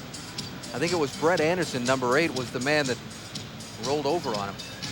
Well, now what they may have to do is put Dave Donaldson in the game, either at the halfback or at the corner. Dave Donaldson has played a little bit of corner. He did last year. Bo Lewis arrived in training camp. There were 5 deep in his position. Rashid Gale is one of them. There's Dave Donaldson, who may get a crack at playing in the secondary this year. Dave Donaldson, or excuse me, this game. He's been the sort of the guy that can do it all, the utility man for the BC Lions. Played a little offense last year, a little wide receiver, a little slot back, covers on all the kicks. And now we may see him in the corner position. I think you can see him. He's psyching himself up, getting ready for the assignment that's about to come. Greg Mons is upset that a player got pushed in. When you are engaging another player, in other words, you got your hands on another player, you can't dive at a guy's legs. And I think, without seeing the big picture, Greg Mons is looking, saying, now did that guy deliberately dive at Bo Lewis's legs? I mean, you have to look at the tape to know for sure, but it didn't look like it was deliberate from our angle. So Damon Allen goes back to work. Just inside his 35. Swings it out. Jimmy Oliver. Oliver picks up a few before he's wrapped up. Gain of 4 on the play. Kevin Johnson, the rookie linebacker, again with a nice play. Well, he flew over there. I mean, he can run. Wally Buono told me that Kevin Johnson was the best linebacker in training camp. Now, that may not sound like a whole lot, but when you got a guy like Alondra Johnson No kidding. in your training camp, that's pretty high praise for Kevin Johnson. And how is that for a rookie in the CFL coming in and starting at the linebacker position along with Alondra Johnson and a veteran like Daryl Hall? Well, you know you're going to learn a lot, and it's going to be every single practice and every single game. And Alondra Johnson told me before the game that, you know, Kevin Johnson has a lot to learn. And he says, you know, in the game, I'll go and I'll walk over to him right in the middle, and I'll say, hey, you're lined up in the wrong spot. Move up here. You know, little adjustments to just get him lined up properly and then let him do his thing, which is be an athlete, run all over the field, and make things happen. He's pretty good at handling pressure. He played at Ohio State, played in front of about 100,000 people a week. There's Alondra Johnson. And look at him directing traffic already. I mean, he makes all the calls in there. He's going to go in there and get him lined up. He said, guys, we got a breather. Our offense put some points on the board. Now let's come up with one for them. Alondra Johnson led the Stampeders with 79 tackles last season. He was the Western Division's most outstanding defensive player nominee. And I think that for so long he's played in the shadow of Willie Pless in Alberta. And now that Pless is gone, moved on to Saskatchewan, maybe he can really establish himself and do some chest thumping in that province. So the Lions have second down. 2nd and 6. There are the numbers on Allen. Got off to a very quick start in this ball game. Pulls it back, gets it away. Almost into the hands of Robert Drummond, but he couldn't catch that ball, and the Lions will have to kick it back to the Stampeders. Defensive line up front for the Calgary Stampeders did a good job of collapsing the pocket. You know, sometimes when you get pressure, it's because you beat your man one-on-one, and sometimes it's a group effort. Watch how these guys up front, they're just rushing forward, but they collapse it. Keep pushing their men back. Close it down for Damon, and all of a sudden, oh, it's closed. That space disappears in a hurry, doesn't it? Yeah. I'm sure it looks even worse down there. Bisaglia with a good punt. And here's Marvin Coleman. Coleman looking for some room up the middle. And he gets to the 50-yard line after a 22-yard return on a 44-yard punt. So he cuts that one in half right away. And now Dave Dickinson, with some newfound confidence, trots back out onto the field. Some confidence on his side. Old Mo is over on his side. I'm talking about momentum all of a sudden has made a little bit of a switch, at least halfway across the field to the Calgary sideline. And now Dave Dickinson, with 1:30 left, has a chance to take the lead in this game. And if you've been watching this, you would never be able to say that, or wouldn't think you could. There's George Cortez, his offensive coordinator. He calls the plays for that Stampeder offense. Dickinson going back to the air, and that was a dangerous pass. He was looking for Vince Danielson. George Cortez is in his 2nd year as the offensive coordinator for the Stampeders. We could tell you all about their accomplishments last season, but it's far easier to say that they were ranked either 1st or 2nd in 16 offensive category in the entire league. And how good is George Cortez? Well, he learned from a pretty good one. Worked 3 years with John Huffnagel. And of course, John Huffnagel was here in BC to finish the season last year. 2nd and 10. From their own 50-yard line. Dickinson going to the air again. He's got Danielson over the middle. First down with 1:20 to go in the half. Gain of 19 on that play, and Danielson's starting to become a factor here. Well, that time the Lions went with three-man rush and dropped everybody, and David Benefield did not get enough depth in his drop. That's why there was a hole in behind the linebacking core and in between the secondary. Here's Dickinson again. Danielson again, coming across the middle inside the 30. Vince Danielson torched the BC Lions last year in one game for 163 yards. And a Stampeder loss, but it was a big effort. Loves coming home to Vancouver to play. You know, he played his very first game here in BC Place as a grade 10 high school student. BC championships, beat Notre Dame. Vancouver College beat Notre Dame 7-0. He was telling me about the touchdown pass like it was yesterday. Oh, yeah, you remember them all. Oh, yeah. Because, of course, he was a quarterback back then. Here's Dickinson, the quarterback now. Pass is high. And he did not come down with it. Alan Pitts is arguing that he got pushed out. When you're a receiver, you jump high on the sideline. If you come down on your own out of bounds, it's no catch. If you get pushed out of bounds and in the referee's discretion, you would have landed in the field of play, it is a catch. But the ref was right on the spot and said, no, you would have landed out of bounds whether or not Reggie Carthon was there. How about the game that Reggie Carthon is putting together? 2 games back-to-back. He gives away a lot in size, but nothing in heart. So it's 2nd and 10 from the Lions 30. Big play here. Dickinson puts it up. And there is definitely going to be a pass interference call on that one, as Travis Moore was interfered with by Roger Harper. You know, we talked early in the game about the offensive line for Calgary and how there was some question marks up there. Well, they have really come together in the second half of this second quarter. BC number 24, deliberate, first down Calgary. Big penalty by Roger Harper is going to keep this one going. Harper was grabbing downfield, but this O-line, you got to give some credit where credit's due. Now, the Lions are deciding to drop more people, so they're not getting as many up on the pass rush, but they really are sealing it and giving Dave Dickinson a chance to throw that football. And now they've got a chance, a first down chance from the Lions 12. And how things have turned around in this game.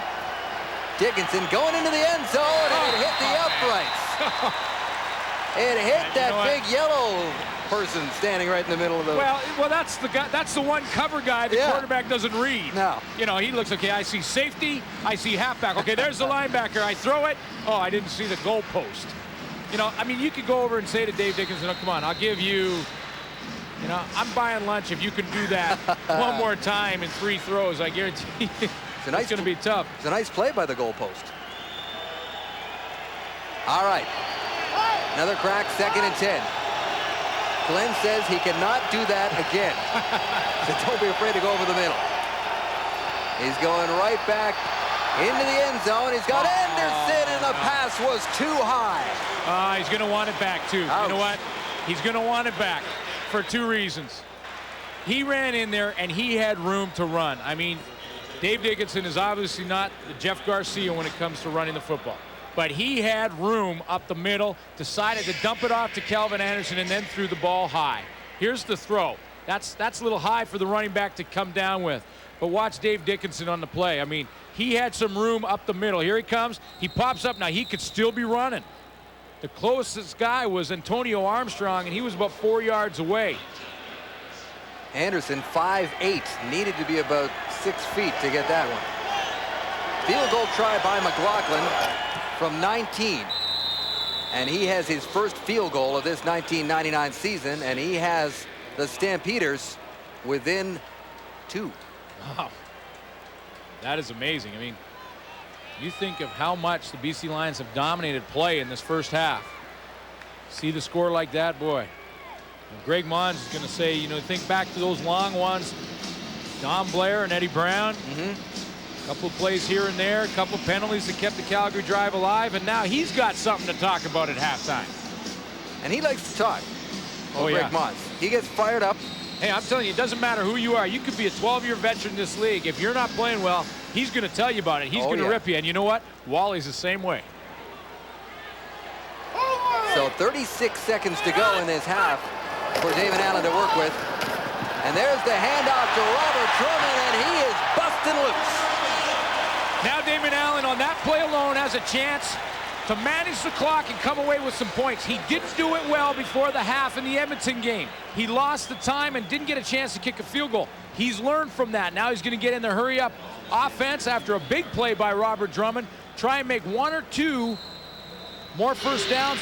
1 completion puts him in field goal range. Gain of 25. Did you see the fire in Drummond's eyes after that play? From the Calgary 50, 20 seconds to go.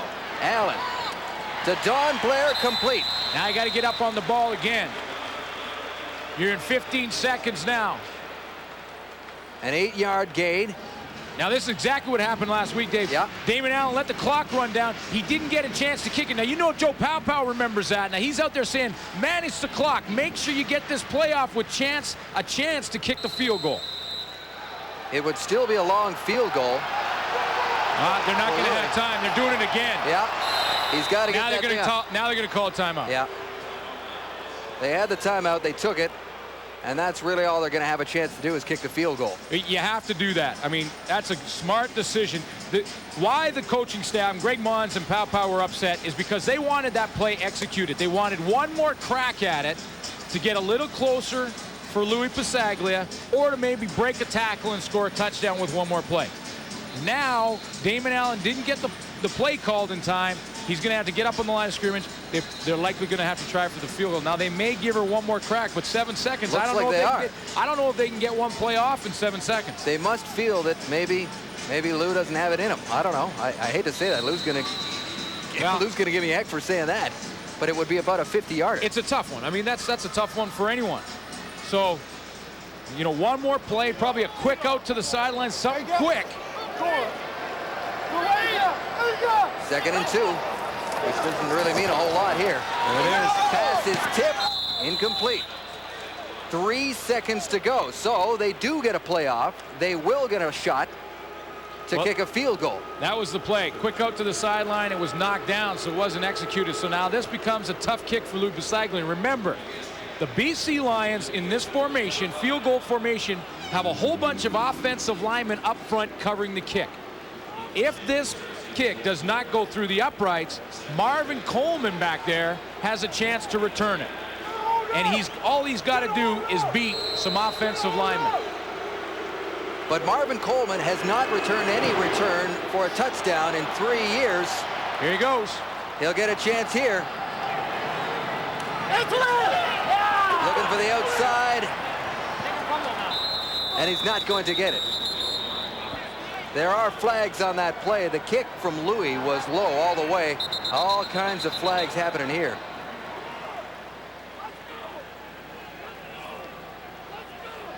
And I think we are setting ourselves up for a dandy second half. Yeah, they don't like each other. No. I think that's fair to say. We're going to sort these flags out before we go back to CFL control. The players are leaving the field. Well, unless it's declined, the half can't in on a penalty. So that's why they're discussing it right now. I mean, if they decline the penalties, the half is over. He's going to sit in there and say, well, it depends. Does Louis Pasaglia, he wants to know if he can get another crack at kicking it. And you can bet Lou knows every angle of play at this point in time in the game. I'll tell you what, he knows the rules. He's been around long enough to know the rules. Necessary roughness, BC. Unnecessary roughness, Calgary. Both declined. Blocking from the rear. That's declined. End of the quarter. So there you have it. And that'll do it for the first half of play. We were hoping for a good one. I think we've got one. 13-11 BC. Let's go back to CFL control. Ball game here in BC Place. Before we start the third quarter, our Farhan Lalji is with Wally Buono. Thanks, guys. Joining us now is Wally Buono. And Wally, what'd you tell your team at the half? Well, again, we told them that everything that could have went wrong in the first half. And we got our composure back, and right now it's a football game. All right, thanks, Wally. Best of luck in the second half. He seems a little out of breath. I think he was doing a lot of talking in there. Yeah, he was correcting some mistakes down there. But like he mentioned, we're still in the football game, and that's really all that matters. They can correct the mistakes. They can't come back from a big deficit, but they don't have to now because it's just 2 points. You know, the first half was a little sloppy by both teams. They both made their share of mistakes. However, these are two of the teams in the West that a lot of people are picking to duke it out. And this is the first of 4 meetings. And if they're all this close and this intense, I'm in. Yeah. Where do I buy a ticket? Well, I don't have to. I can get Yeah, you got a seat.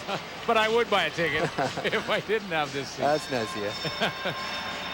So Wally Buono, in likely no uncertain terms, rallied the troops and made them understand that, yeah, this is a ball game. And Greg Mons, as we mentioned, this guy gets fired up eating a bowl of cereal. You can bet he was hot at halftime. And we're ready to go back at BC Place as the Lions and Brett Anderson will kick it off to Rock Preston, the rookie. Heads into a crowd. He almost busts through. Not a bad return, a 24-yard return. And Dickinson will start from there. His numbers, not so bad considering. No, not so bad considering the start he got. And we talked about just as the quarter was winding down the end of the half, we said he needed a 1 in that TD column, and he got it. And that's why they're back in it. And that's why now they can feel a little more confident. They got momentum. And Damon Allen, on the other hand, has to go back with what got him there in the first quarter, which was Robert Drummond, That's and right. more Robert Drummond. They started out like a house on fire with Drummond, and we didn't see a whole lot of them the rest of the way. But here's the Stamps offense. Dickinson feeling a little heat, swings it out. He's got Aubrey Cummings again for a first down. Calgary was having a tough time getting first downs the entire first half, but near the second part of that first half, they really started to move the ball. Well, we said at the beginning of the game, one of the keys for BC was their production defensively on first downs, trying to get Calgary in second and long. We'll see in the second quarter here how they got way up there in the first down production, and that helps Dave Dickinson and George Cortez in the play call. We'll have to talk about what they saw. Dickinson from the 52. He's got Travis Moore, circles around, and is wrapped up by Harper and Lacoste. Gain of 3 on the play. George Cortez has decided in this second half, and he did in the second half of the second quarter, to throw out the running game. Now, you want to keep Calvin Anderson involved in your offense. I'm not second-guessing George Cortez by any means. The passing game is what got him back in this football game, but your offensive line is starting to get worn down now.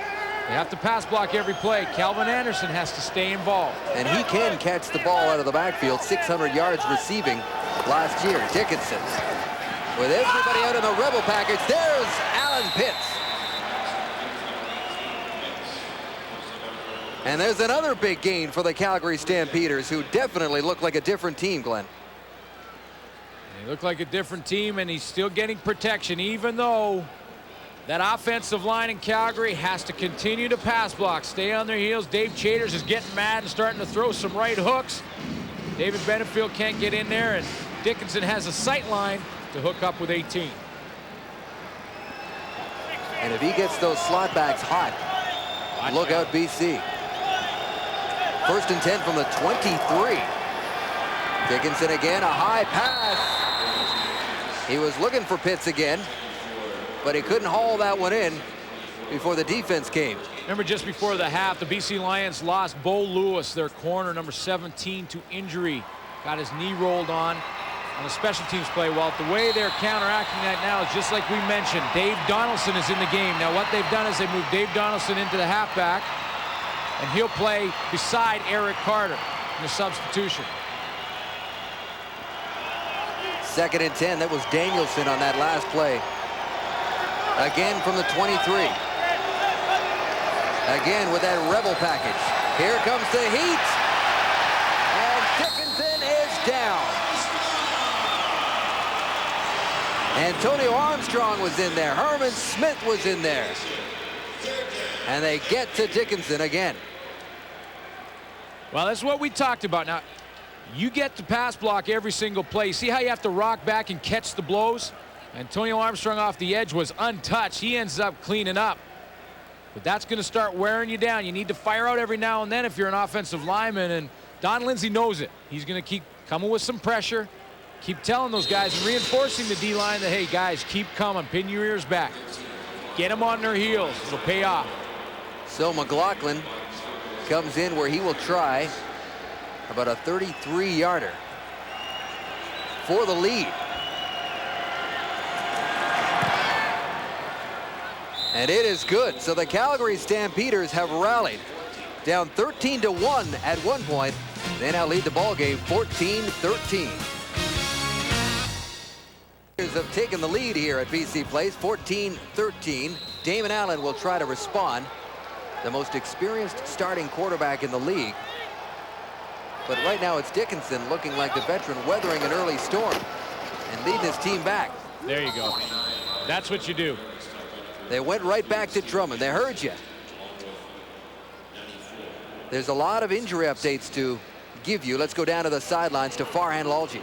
All right, thanks, Dave. Bad news for the BC Lions. Defensive halfback Dale Joseph will be out for the rest of the game. He injured his ribs on the long pass play before the Calgary touchdown. Actually, it's some separated rib cartilage, so he's done for the day. Bo Lewis will tape up his left ankle, and he's going to give it a try, but he is in some pain. As for the Calgary Stampeders, the news also not good for linebacker Daryl Hall. He's out for the rest of this one with a sprained medial collateral ligament in his right knee.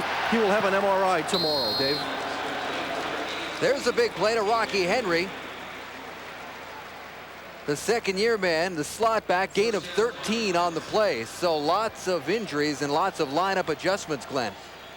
Well, Damon Allen is adjusting well to the secondary blitz. You see right here, that's Eddie Davis, a defensive back that came in and came way too shallow. He needed to stay high. Damon Allen spins out of there, and look at the throw. He's running full speed to his left, turns his body wide open, and throws it in there to his right. First and 10 from their 50. Allen fakes the handoff. He's in trouble. Gets the ball away to Drummond. And makes something out of nothing. Well, we go back. I got to go back to the same sequence because we just saw Eddie Davis get beat to the outside by Damon Allen, and he made him pay. Now this time it's Alonzo Johnson's turn, along with some help from the outside from Jermaine Miles, and they do it right. They stay high on the play and make Damon Allen stop and just try and dump it off there. That's the veteran, seeing the mistake from the play before and then making up for it, Alonzo Johnson. And he's seen all the tricks, and as we said earlier, he does not want Damon Allen to get loose and start sprinting from that pocket. Little fake pitch. Allen is on the run here. First down and then some. Gain of 11 inside the 45. They started the series by running the ball to Robert Drummond. And, you know, we talked about it going out. They got to get Drummond. Joe Pow knows how important he is. Drummond on that very first play of this series really didn't even pick up anything. Maybe a yard if he was lucky. But it doesn't matter because it makes the defense continue to respect him and hang in there longer, which gives Damon Allen more time. And that's why now he's having some more success again. Look at the rushing yards. Yeah, there you go. But as you mentioned, Calgary's completely abandoned the rushing attack. Allen out of the shotgun. Fakes the throw, takes what they give him, and that ball is loose. Is he down? Yeah. Oh, yeah. I haven't seen a signal. I think that's a loose ball. Nobody has signaled that he was down. Marvin Coleman's got it. Wow. This is a missed And ball. Calgary has got it.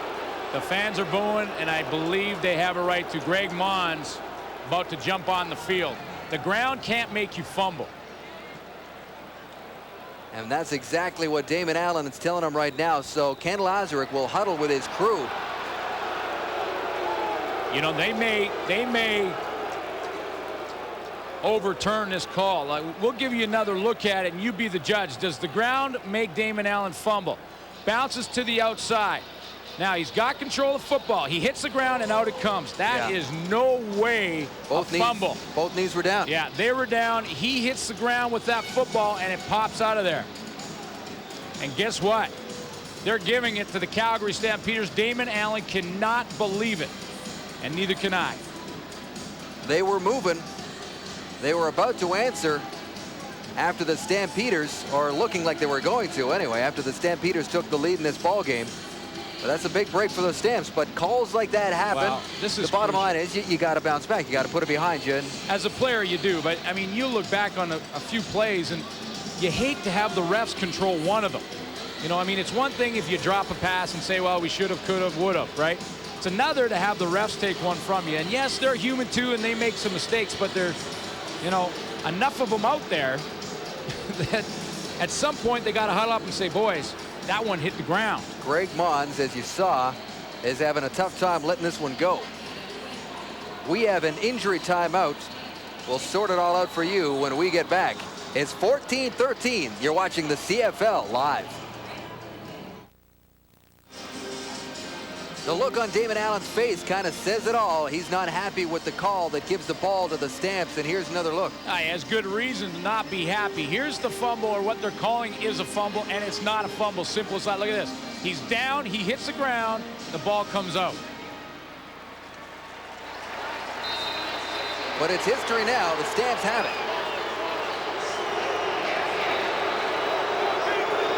On their own 28, 27. Dickinson rolls out, goes to the air, hits wide open, first down. Well, you know that Alan Pitts knows that Dale Joseph is out of the lineup. Dale Joseph, the starting halfback, injured, will not return. He's working on Dave Donaldson. Dave Donaldson, good backup player, good special teams guy, but inexperienced. C10 coming from way back. You know that Dave Donaldson is going to give Alan Pitts a little bit of room. That was Alan Pitts' 4th catch of the night. He needs one more for 800 in his career. Dickinson to Danielson, had it right in his hands and dropped it. He did the old peek. Little peek down the field. And you don't see that guy do that very often. Well, it happens to the best of them. You know, you really want to do something with the football after you have it in your hands, and you come across the middle, you're looking, maybe there's a hit coming, you want to take a peek at where you can maybe avoid it. Take your eyes and your concentration off the football. So it'll be 2nd and 10 from the 41 for Dave Dickinson. He's got Anderson back there for the moment. He's going right back to the end, over the middle. That's Travis. Travis Moore. Flags on the play. Well, this is like a free-for-all out there. I mean, people are swinging at each other. I think Calgary's going to get called for holding. Ron Meyer pulled down Johnny Scott on the play. Alan Pitts got battered around like a pinball. Holding. Calgary number 63. 2nd down, repeat it. Yeah, that was Ron Meyer. He got the holding on Johnny Scott. Alan Pitts got a lot of attention in the coverage, and that's why Meyer thought, I better hold or else my quarterback's going to get smacked. Meyer's working on Scott. Here's Johnny Scott. Watch this. He gets the old takedown, pinned to the ground. No question of holding there. And on that same play, Dave Dickinson wanted Pitts, but Pitts got beat up. So now it's 2nd and 20 as the Stamps get pushed back a bit. Penalties hurting them here again. And Dickinson's going long. There is going no flag. Well, I'm sure there's a few people in Calgary that were throwing a flag there. Did he Travis Moore. Did he trip on his own, or was he pushed? And that's the question. It looked to me like he was pushed. I'm hoping the replay backs me up here. We'll take one more look. It's Reggie Carthon on the coverage. It looked like he got his hand in the middle of his back, and wow, that's back-to-back. I mean, this secondary is getting more aggressive. Here's the play before. I was talking about Alan Pitts. Look at him getting batted around in there. I mean, that's borderline penalty right there. So perhaps you can say the penalties have evened themselves out. Well, the non-penalty and the fumble. The breaks, I should say. Here's Cunningham. The Jet trying to make something happen, but he is wrapped up. Again, by the rookie Kevin Johnson, who's having a whale of a game on defense and special teams. Guess what? There's more flags on this play as well. Damon Allen's getting set to take the field. We'll be back to BC Place right after this. Swipe your club card at Safeway for automatic $1 million touchdown to win entry. If your name appears, you've won a vacation trip or two to Mexico. You'll fly Air Transat and stay at the hotel to Cameron Los Cocos. All courtesy of World of Vacations, Canada's #1 tour operator to the sun. Swipe your club card at Safeway today. A holding penalty has pushed the Lions back, and Damon Allen is back to work. That pass is too high. He was looking for Don Blair. Boy, there were a lot of penalties last week in quite a few games, and there's a lot of penalties in this game as well, Glenn. Yeah, there has been a ton of penalties, no question about it, and it's hurt both teams in different situations. What I find interesting right now is that, and I'm sure Ken Lazarick's wondering, where's Robert Drummond? Shouldn't he be out here?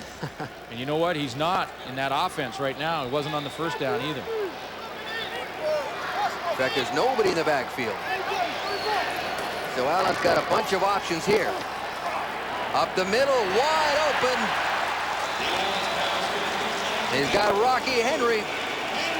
First down, BC to midfield. Gain of 21 on that play. Well, it's a two-part play. Damon Allen looks off Kevin Johnson. Rocky Henry finds the hole. Kevin Johnson's here. Here is Rocky Henry. Now watch how Kevin Johnson outruns it. He outruns his zone. He looks inside. Now he runs past the area, and right in behind him is Rocky Henry. There's Robert Drummond. There's Robert Drummond. Robert Drummond almost to the 30-yard line with another flag on the play. So they just had him out for that series or that specific play, but you're right. He's hot. Yeah. Ride him. What'd you say earlier? Holding, Pound the drum. BC number 64. First down, repeat it. Oh, boy. Mo Elwanibi got caught there, Glenn. Mo Elwanibi on the holding call. Negates a big play. And it was right at the point of attack. You see 64 on the left of your screen right there. And he has his hands all over Jason Clement. Offensive linemen have to keep both hands inside. You can almost legally grab the shoulder pads as long as you do it from an inside position. As soon as you get your hands outside on top of the shoulder pads, that's a penalty. And Mo got caught. First and 20. There's a handoff and a few yards gain there by Cunningham. Little different formation, change things up. Cunningham at the slot position kind of slides in there, and what the Lions are hoping will happen is that the Calgary defense won't account for Cunningham when they're thinking about stopping the run. They're looking at Drummond. They're keying on Robert Drummond on the run. He moves to his right, so they move over there with him, and then Cunningham slips in there. Gain of 8 on that play, so it's still second and long, second and 12.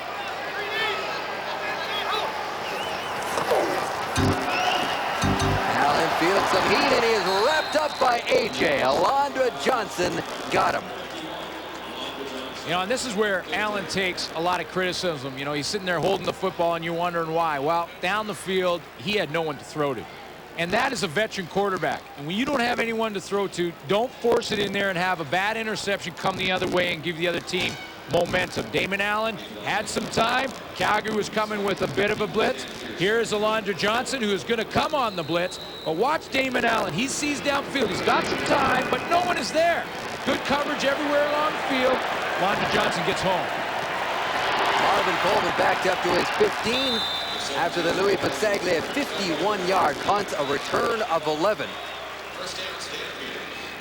Well, here's what Dave Dickinson is going to do in this drive. He is going to look for Alan Pitts throughout this drive because Alan Pitts is in a matchup with Dave Donaldson, a backup special teams player at this point. So Dave Dickinson, you know, is going to come back to number 18. What the BC Lion defense has to do is give Donaldson some help. Move one of those safeties. Maybe the wrecker would probably help. Ah, yes. Slip the wrecker over there. Or the stinger. Or the stinger. And try and get some help for Dave Donaldson on Pitts. We'll see what develops. As they completely abandon the run. Here's a big sack. It's fumbled, and Johnny Scott has got it.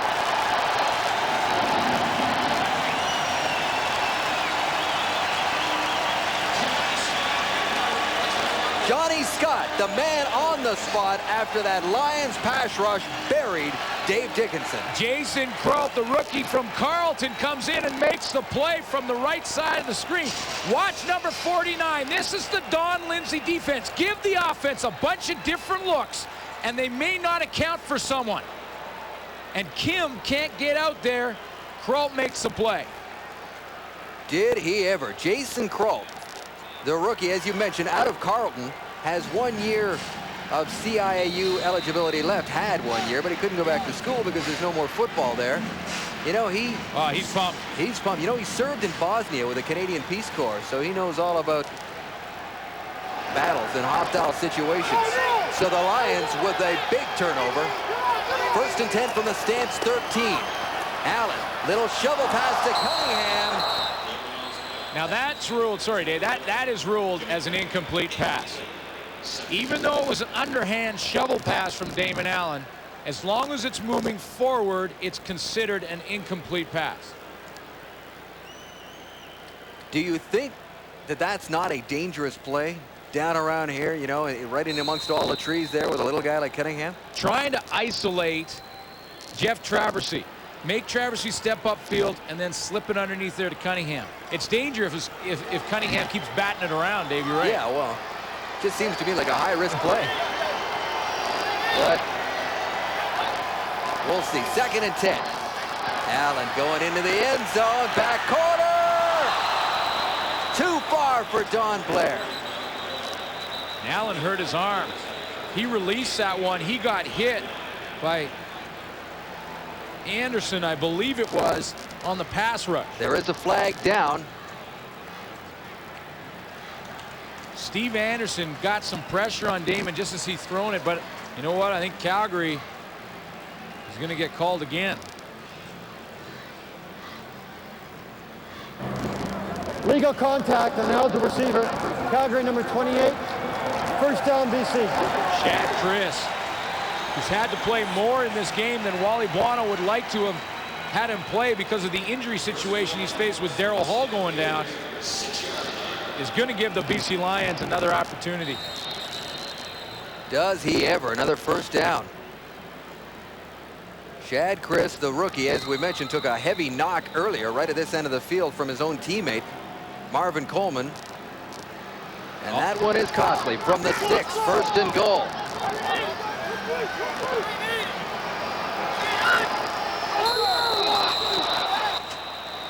And flags everywhere as there's a lot of early movement. That's procedure right off the bat. I mean, the ball was... Procedure, BC number 60, still first down. Damon Allen called this one on the 3rd hut, like hut, and then the 3rd hut, right? Well, Jamie Terrace, I think Jamie Terrace right here, he goes on like the 2nd hut. I mean, he's a whole hut away before the ball. Look at the ball is still on the ground. You know, we've had 26 penalties combined between these two teams, a combined total of 226 yards. 2nd down. 1st down, I beg your pardon. Here's David Allen. Touchdown.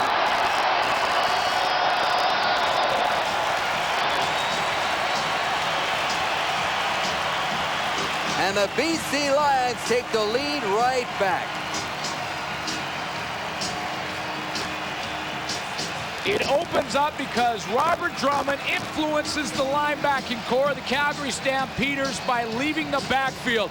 Here is Robert Drummond moving to his right. Now watch how the linebacking core have to adjust to an Alondra Johnson.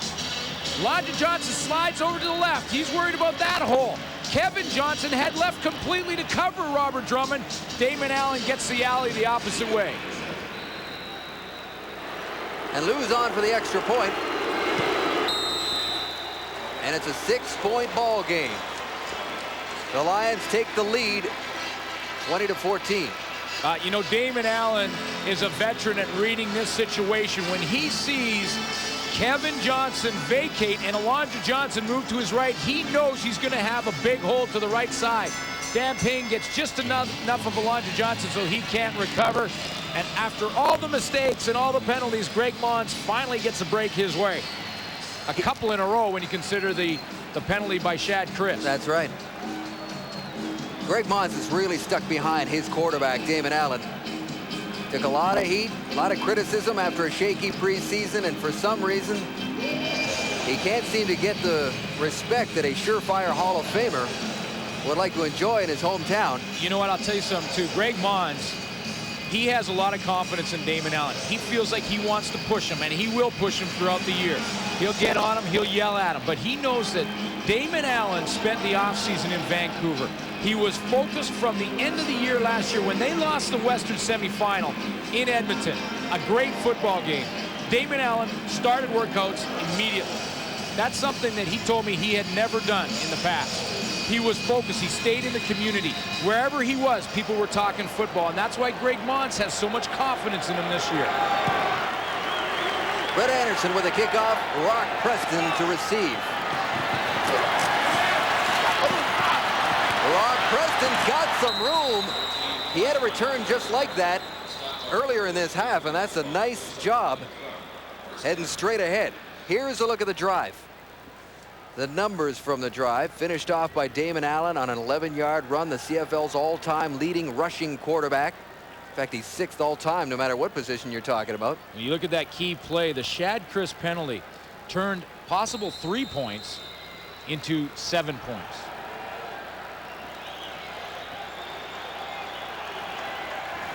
And these two teams are starting to trade him. After kind of a sloppy first half, particularly from the Calgary Stampeders standpoint, they're starting to trade blows back and forth, and we've got the game that we were all hoping for. Little conference here, Glenn. What do you think?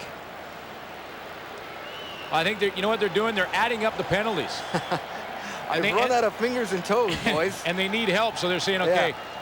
Yeah. Can somebody have a calculator on it? Exactly. They're saying how many? I'm not sure, but I'm into triple figures. They're well into triple figures. They'll sort it out. We'll get started again. Yeah, there you go. 1, 2, 3, 4. Let's go. Let's go. And the crowd at BC Place is into a decent crowd here on a Thursday night in Vancouver. And we're watching a pretty good ball game. Dickinson from his own 43. Wide open as Aubrey Cummings takes a good pop. Oh, boy. 2 big hits on the play. Dave Dickinson took one. And then Aubrey Cummings took one from Bo Lewis, who's playing hurt, trying to shake off the ankle injury. Comes up and lowers the boom. For a defensive back, that's called a couple-yard gain and a headache. Look, he's got the big spat on that left ankle, but watch the hit. Here he comes. Well, we'll give you this one underneath, and then we'll give you the headache. And nothing will make an owie go away than land a good pop like that. 2nd and 3, gain of 7 on the play. They're at the 50. Dickinson throwing. It's got Pitts. Yeah, there's the matchup. And that's the first down, and that is Alan Pitts' 800th career catch. 3rd all-time, still chasing Don Narcisse, but what a receiver. All kinds of records belong to him. 800 catches in his career, truly amazing. And Alan Pitts is approaching Ray Elgaard's numbers in catches. He's approaching Ray Elgaard's numbers in yardage, and you know what? That's going to be a battle for the next couple years between Don Narcisse and Alan Pitts. And they love it. Dickinson going to Travis Moore. Travis Moore is close to another first down. You know, Alan Pitts, he came into this game 763 yards shy of Ray Elgaard.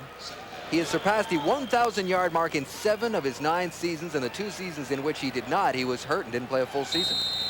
Of course, 102 touchdown catches for Pitts, which is #1 in the CFL. That's right. I got a little trivia game we can play with that when we get a chance here about his touchdown passes. But first, we'll see what happens here. 2nd down. Dickinson looking for him. He's got Pitts wide open. Well, they're playing some zone, but Eric Carter, because he hasn't played with Dave Donaldson, is not sure how to play it on the corner. They're going to talk it over because Eric Carter's on the outside here. Dave Donaldson's in charge of the deep zone. Eric Carter's underneath. But Eric Carter isn't sure if Dave's there. That's just not playing together. So he's going to go off and go deep with Travis Moore, and that leaves Pitts wide open underneath. And that Stampeder offense is moving the chains now. First down, Dickinson is in the rhythm. Swings it out. That's a one-hopper that's not going to work. He was looking for Aubrey Cummings. All right, Alan Pitts came in, and that is the end of the 3rd quarter, by the way. That is the final play of the 3rd quarter. So on that note, we'll get to the other thing a little bit later, but now we got to give those guys back in CFL control their airtime. Guys? Second. Wait a minute, there was one guy. How about this guy right here? Danny Barrett. That's right. Danny Barrett. Now there's one other. There's one other one. You want to think about it for a play? No, I'm completely lost. Help me out on it. The last one. Gilbert Renfro threw 2 of them. Oh, really? Dickinson out of the shotgun. He's going long, looking for Pitts. Touchdown! And you can add another touchdown catch to the list. A 33-yard pass from Dave Dickinson, and now the Stamps have the lead. Dave Dickinson had 6 touchdown passes of the 102, make it 7 of 103. Alan Pitts straight down the seam, and it's the safety Roger Harper that can't get over there. Dave Donaldson, we talked about this matchup that Dave Dickinson is going to go to. Dave Donaldson at the halfback, replacing Dale Joseph in the injury situation, and they're going to go after him, and they did. Don't put that lead up on the board just yet. We still have a convert. The matter of the convert to go. Nice dance there by Pitts. Well, I'm not sure about the dance. Well, all right, now they have the lead. I was giving McLaughlin the benefit of the doubt. 21-20 Calgary. Well, a lot of the numbers that Pitts has put up in this game have come after the injury to Dale Joseph. And, you know, and that's not a shot on Dave Donaldson by any means, but he's playing out of position and as a backup, and you're playing against one of the premier guys. I mean, we showed you the numbers that Alan Pitts has put up in his career against starting halfbacks, all-star halfbacks, and now he's working on a backup. He's got good protection in the pocket, does Dave Dickinson, gets it away, and he knows where he's going. I mean, there's no question where he's going. Roger Harper is new in this game as well. This is his first year in the CFL. He had a success in Dallas. I don't know, Pitts. What is that? What do we call that, Glenn? We call it the Pitts wiggle. I don't know. I know, for lack of a better term. So he now has 56 games with 100 yards or more receiving. And that, of course, as we just showed you, is a record that he just keeps on adding to. But you know what? It is a great battle between he and Don Narcisse. They both take it very seriously. Last week, they faced each other head-to-head. Narcisse has got the advantage in age, but this guy does not look like he's slowing down one bit. Well, they both want to play a couple more. There's the kickoff to Jimmy the Jet at his 15. Cunningham flags behind him. Cunningham almost got away, but Rock Preston brought him down. And it's coming back. Yeah, there is a flag back there. It was a 28-yard return, but yeah, it looks like it's coming back. Here's a look at the drive. How about the way Dave Dickinson is throwing the ball in this ball Legal game? block, BC number 49, first out. Well, he's doing what a veteran quarterback would do, a veteran starting quarterback. He's going to the matchup he needs. He recognizes the injury situations in the Lions secondary. He stayed composed even though he had a real tough start to this game. Not a first down in the first quarter. And he's got his team back in it. In fact, he's got his team to lead. By 1 early in the fourth quarter. And Wally Wano's breathing a little easier after a disastrous first quarter. Damon Allen from his own 15. Hands off to Drummond. Robert Drummond powering ahead for a few more yards.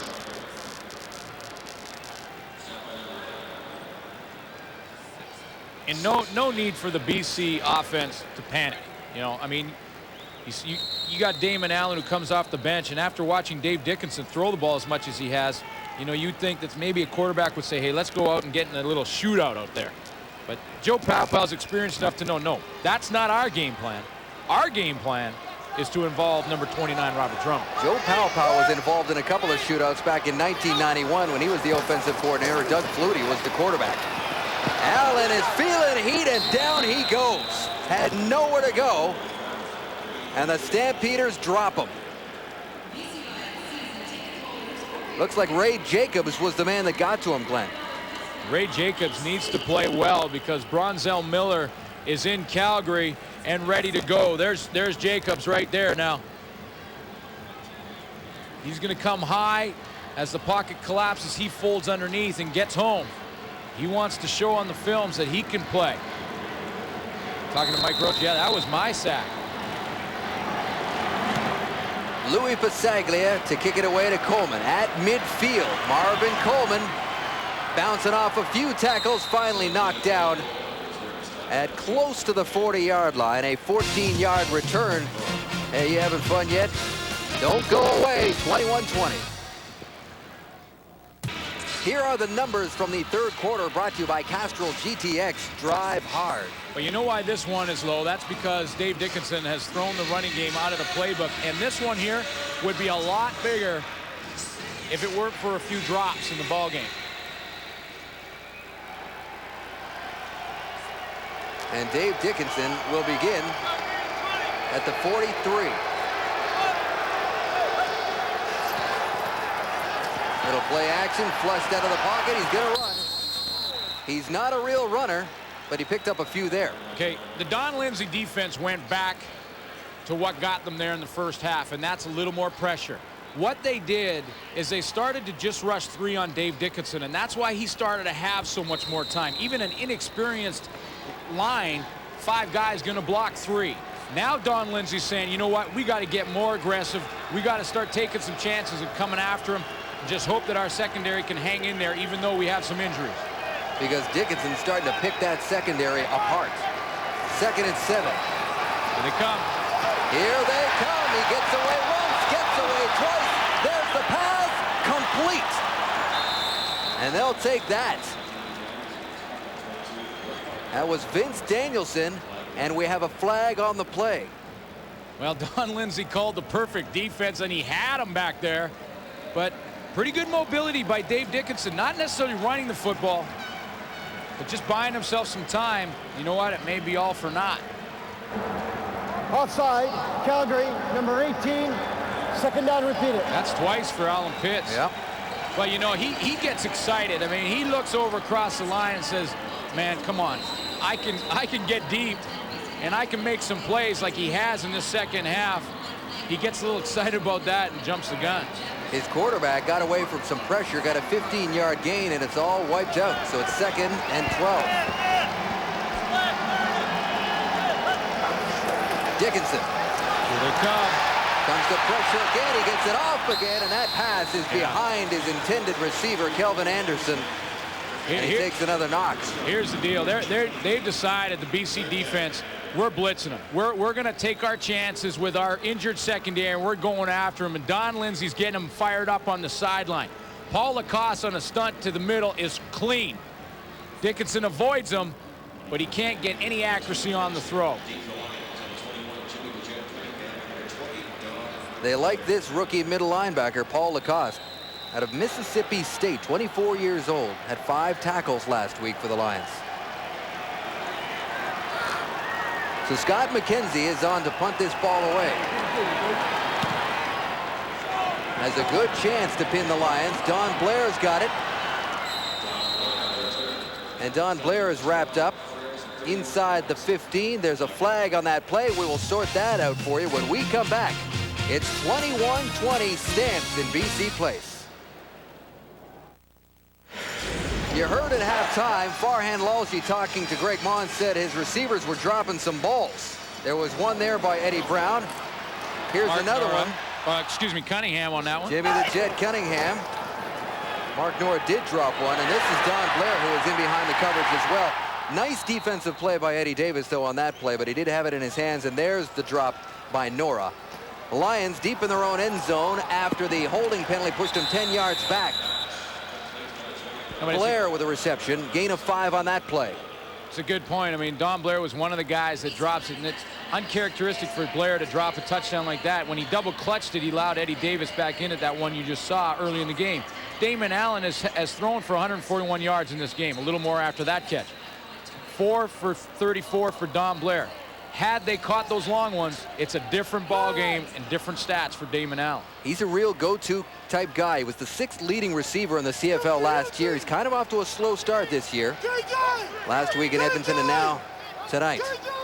Allen, 2nd and 5. Flushed out of the pocket. He's going to run, looking for that first down marker. Oh, yeah. It's going to be close. It is going to be close. I don't think he got it. You can see his reaction. He's upset with the spot he is about to get.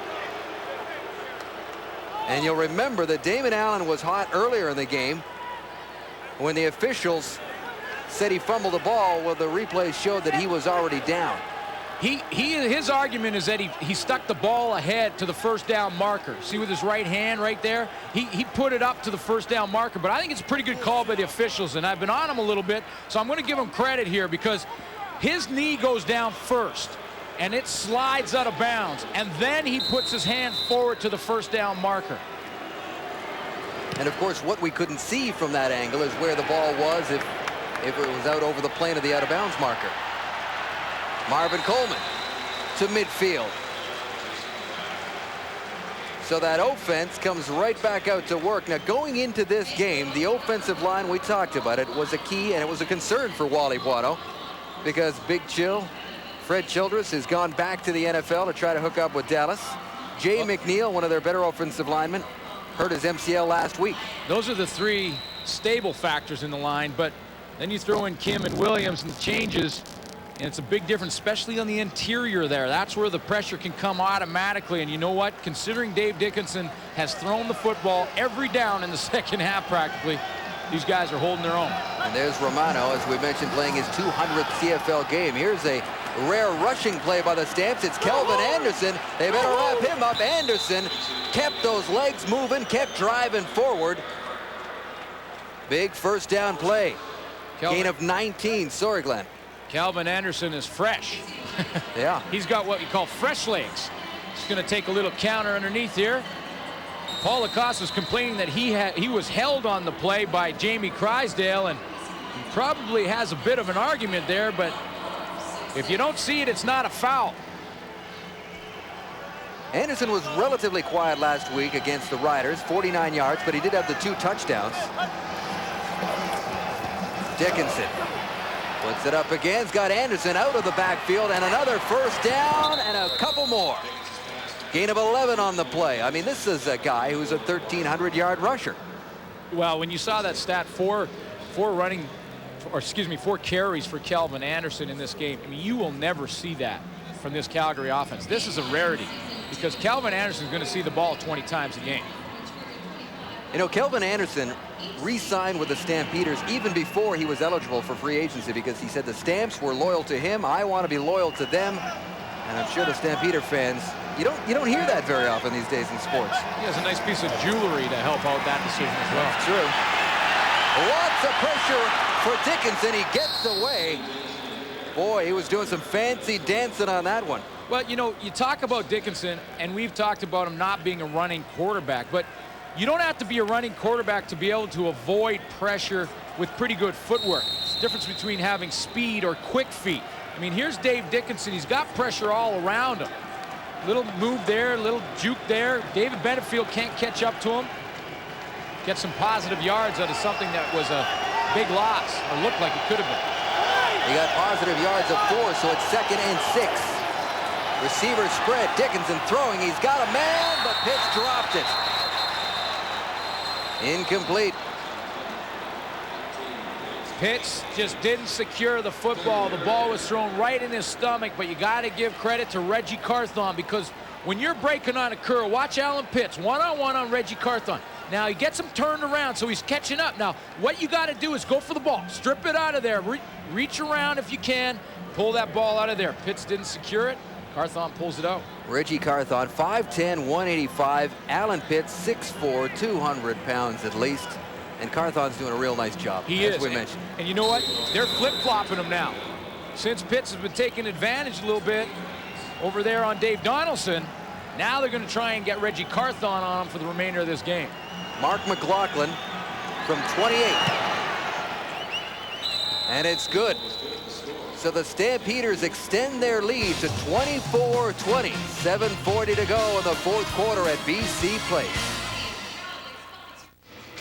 Well, with 7 minutes left in the game, here's your game story so far. Big second half by Dave Dickinson. Alan Pitts, 800th career catch. He's having a good one. But the BC Lions have to get this guy involved. I don't care what time it is in the ball game or what he has to this point.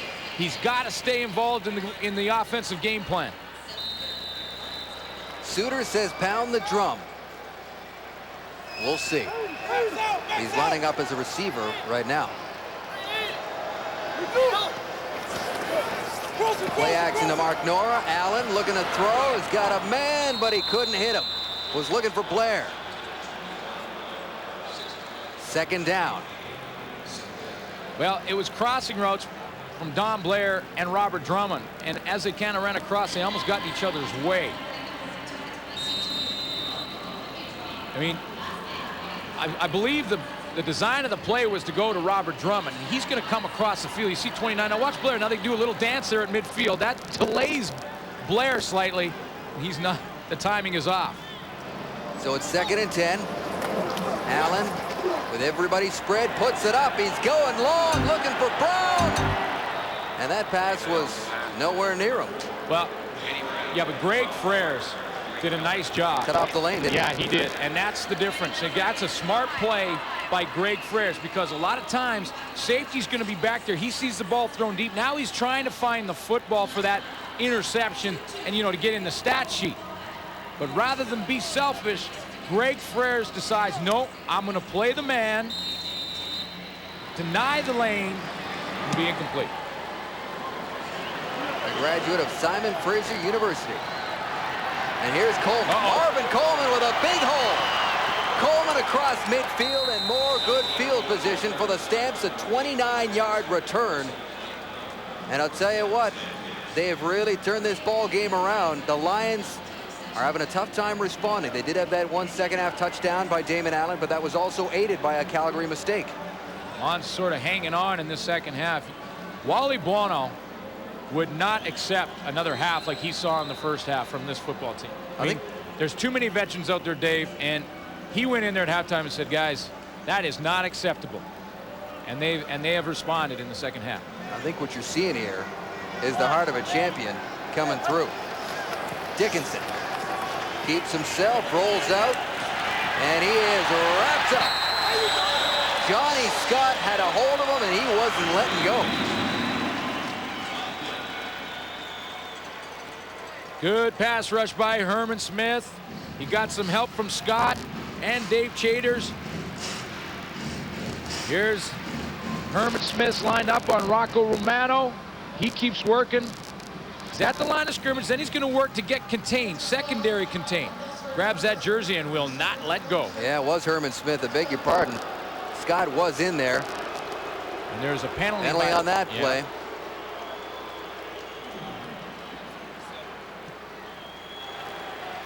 Rough play by BC is turning a loss for the Calgary Stampeders into positive yards and a first down. From the BC 37-yard line. We didn't catch the number. Well, rough play BC's after the fact, after the whistle. Discipline always the key of this time of the ball game. Anderson, nowhere. No, sir. And that was Johnny Scott. Yeah. He turns 30 years old today, so happy birthday to the man that Jeff Reinbold. He did not play any college football, but as you can see, the man is just such an athlete. And Jeff Reinbold, when he was an assistant coach here in BC, called him the freak of nature. Yeah, he's a great athlete, tremendous strength. By the way, Reggie Carthon was the guy called on the rough play on that previous set it down. So Scott answers back with a big play of their own, loss of 4. And more heat coming. He just got it away to Anderson. Anderson's got a convoy, took a hard pop, but not enough for a first down. Not enough for a first down, but enough to get them into field goal range and to continue to put some points on the board. I love the call because you know that the BC Lions are going to send some pressure after you. Call a little draw play. Here comes 4-man rush. Herman Smith runs right past Kelvin Anderson. Pick up what you can, get Mark McLaughlin in good field goal range, and send him out there. And he's going to tee it up from 39 yards away. And he's looking to make it a 7-point lead. 3 for 4 on the night. McLaughlin.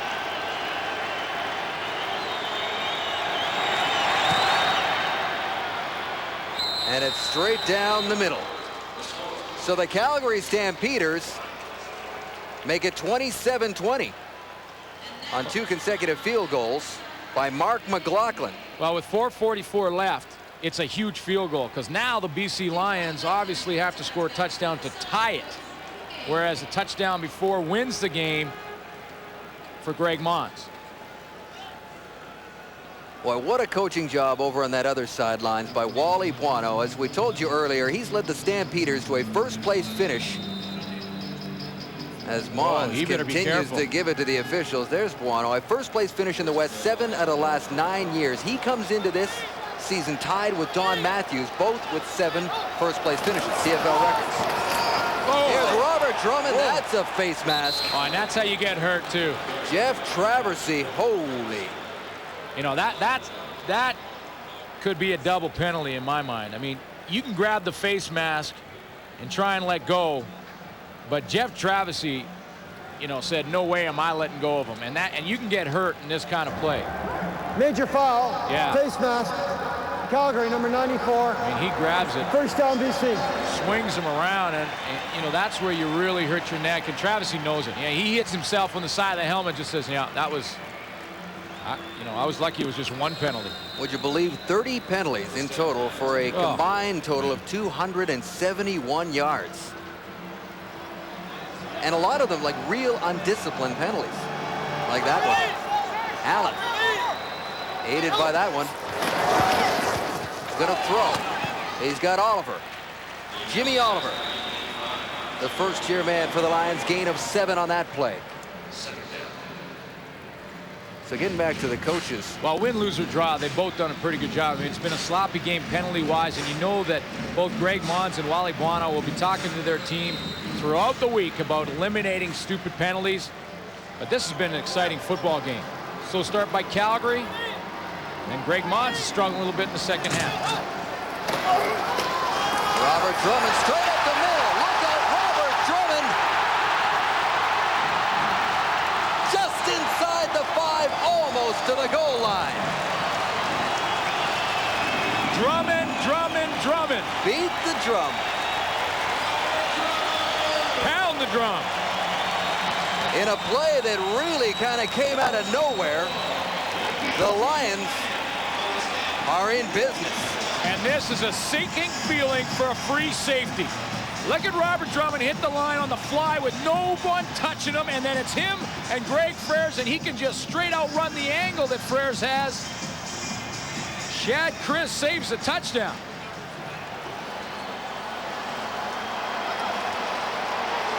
So it's 1st and goal for the Lions. Drummond in the backfield. The handoff goes to him, and Calgary stacked him. A big stand by the Stampeders there. Drummond was feeling good, saw a hole, and they closed it. And you know what? Damon Allen looked disappointed. He looked disappointed. I think he may have wanted to audible out of that one. We are inside the 3-minute warning, and we got a dandy finish coming from BC Place. Stamps by a touchdown. A 2nd and goal.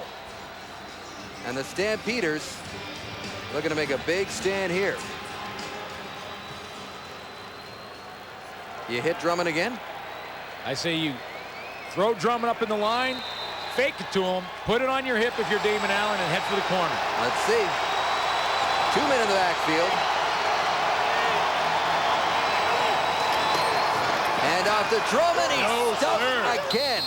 No, sir. There was less daylight there than the first play.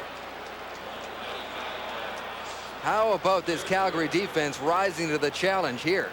Well, they certainly do, and it's right in the interior right here. I mean, watch how Steve Anderson in there along with Jeff Traversy lower the boom and create a pile in the hole, and then Jermaine Miles comes over with the hit. But the pile is created by Traversy and Steve Anderson, and then Jermaine Miles comes up and finishes off Drummond, and they're gambling. Oh, yeah, you got to go. 3rd goal, Allen keeps. Did he get in? Touchdown, BC. A 3rd down gamble, and Allen has his 3rd touchdown of the night.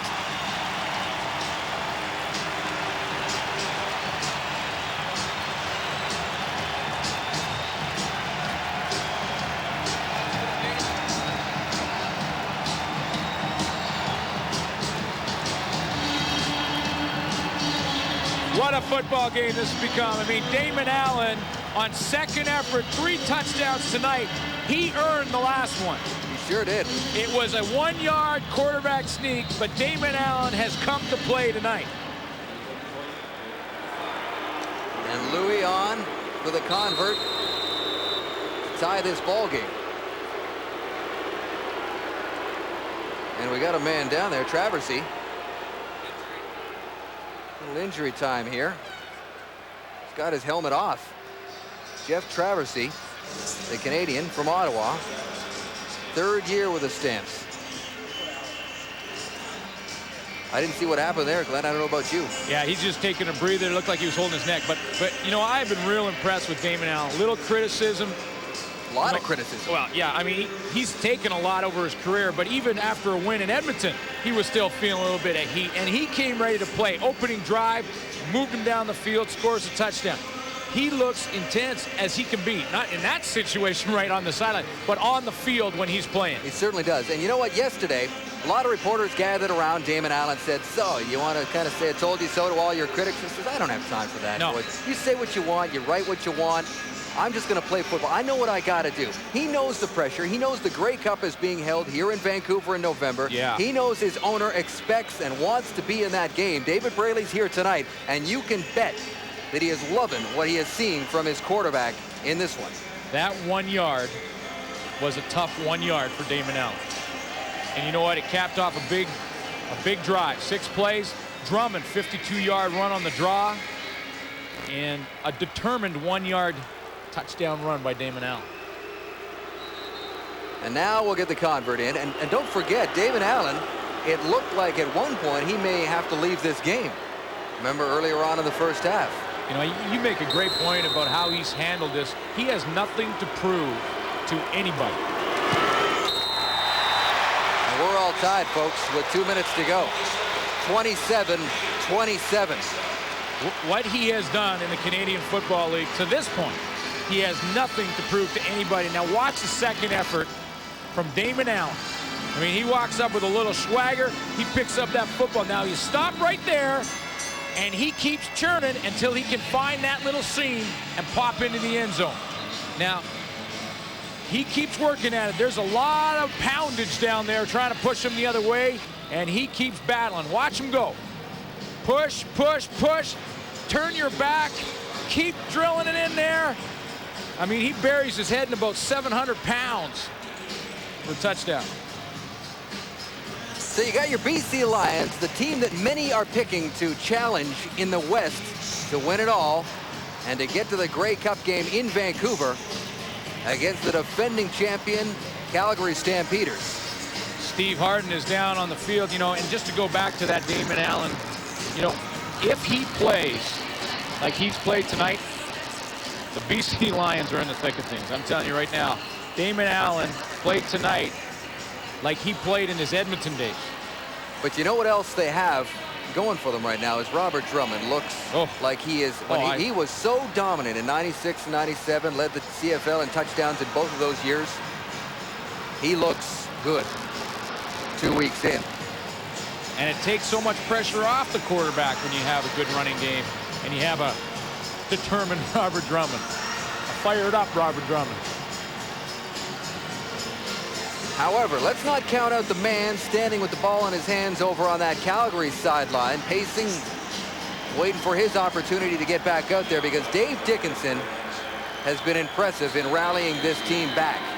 Taking advantage of a banged-up secondary for the BC Lions. 300 yards passing. This game's not settled by a long shot, but that is a great special teams coverage by Greg Behrman. And you know how you get good as a starting quarterback in pro football? You get into game situations just like this one right here, and you get the football with 2 minutes left, and you get a chance to win the football game. Dave Dickinson has an opportunity to grow by leaps and bounds as a starting quarterback. The man is already a living legend in the state of Montana after leading that university football program to, well, he was 27-3 as a starter. He's got a chance to start growing a legend in Calgary here tonight. 1st and 10 from their own 27-yard line. Over the middle, pass is high and picked off by Raphael Robinson. Robinson brought down inside the 5-yard line.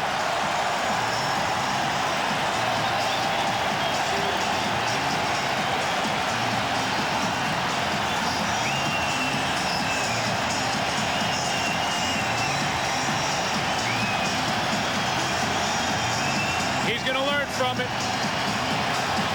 You know what? Whether you have success in that situation as a young starting quarterback or failure, you'll learn from it. And Dave Dickinson will learn from this. It's one that he would rather have back, no question. He let it go. It was high. Danielson didn't have a chance. Raphael Robinson picks up the interception. Took a little bit of a hit at the end of it from Drysdale. He's going to learn from this situation, Dave. I mean, he'll go back and he'll say, no way, I had the game. I had 2 minutes with the football in my hand. Now, he's talking to Danielson because he likely wanted Danielson with a little more depth. His first interception of the year, I don't think I have to point out, comes at a real tough time. But I happen to agree, you know, I don't know the man well, just met him. But in talking to him, you get this sense that he's got a ton of confidence in himself. Sure he does. Sure he does. And he will learn from this. And he will learn. And he's the type of player that will take something like that and learn from it and not just deny like a lot of guys will do. This guy will take it. He'll take the blame himself like he is on the sideline right now. And he's going to come back a better player, a better person because of it. So the Lions with a 1st and goal from the 4-yard line. Now, remember, the Stampeders made them work for every inch on the last touchdown. In fact, it was a 3rd down play. That 4 yards looks like about a mile right now. It does, and that last touchdown was from a yard away. So here we go. Hand off to Drummond, flag on the play. Drummond is not in.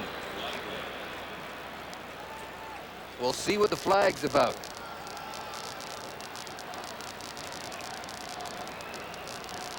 It's hard to see if there's any movement. That was a procedure call.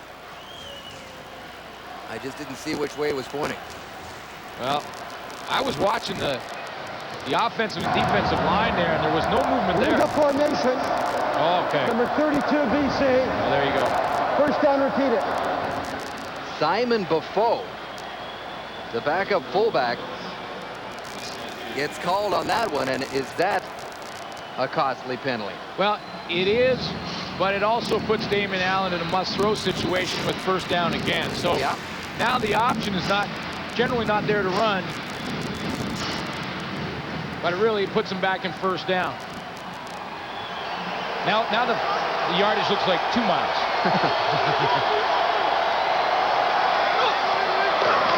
Allen hands off to Drummond. Nothing there. Still on his feet, but not anymore. That's a surprise call. And that's a call. That's a call from Joe Paopao and Damon Allen to try and maybe surprise Calgary defense. And you're thinking in this situation that Damon Allen is going to fake it to Drummond and go out running with it. And you say, you know what? Let's just try and slip one in there and see if we can hit it with him. Joe's the gambler. Playing the odds. Now it's 2nd and goal from the 8-yard line. And the place is jumping. Allen keeps. Still at his feet, but now he's down. And that Calgary Stampeder defense is coming up large. Huge. I mean, you can't emphasize enough how big this stand is for the Calgary defense. They had a little help with the illegal formation penalty by the BC Lions. But hey, when you throw an interception, you get it backed up in a crucial point of a tie ball game, and you can rise up, bow your neck, and stop the offense to hold them to a field goal attempt. You have done your job. Stampeders have taken a timeout. You can see the displeasure on Joe Paopao's face. Obviously, this is not going the way he wants it to. Joe Paopao, of course, was in Winnipeg last year, was the offensive coordinator under Jeff Reinbold before things started to go bad. He left there and came here as a consultant along with John Hufnagel. Hufnagel's gone to the NFL as a quarterbacks coach with the Cleveland Browns, but he's kept a lot of the things that John Hufnagel put into the offense. There's a guy that deserves a Grey Cup ring more than Joe Paopao. Please tell me who it is. Well, they're not messing around here. They're going to take the field goal. Chip shot for Lou. And it's good. So with 1:19 to go in the ball game, the Lions take the lead back by 3. Well, let's see if Dave Dickinson did learn anything. Well, they limited the damage, that's for sure. They limited the damage, and they did it quickly. Because you still have 1:19 if you're Dave Dickinson in the CFL. That's a long time. That's a lot of football. It's a lot of football for a quarterback who, knows how to work the clock, and here's a test. We're going to find out, aren't we? The one thing about Dickinson is that he reads defenses exceptionally well. And we'll have to see how he reads it at this key point of the game. Out of the shotgun. Big pressure, gets away. Looking for somebody, and he throws it out of bounds before something bad happens. You know what? He learned. We talked about what he learned from it.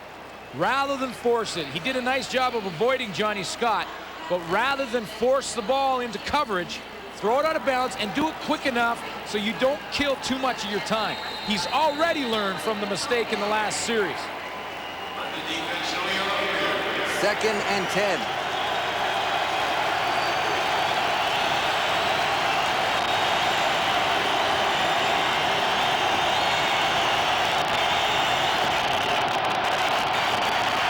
Up over the middle, almost picked off again. David Benefield got his hands on it, Dave.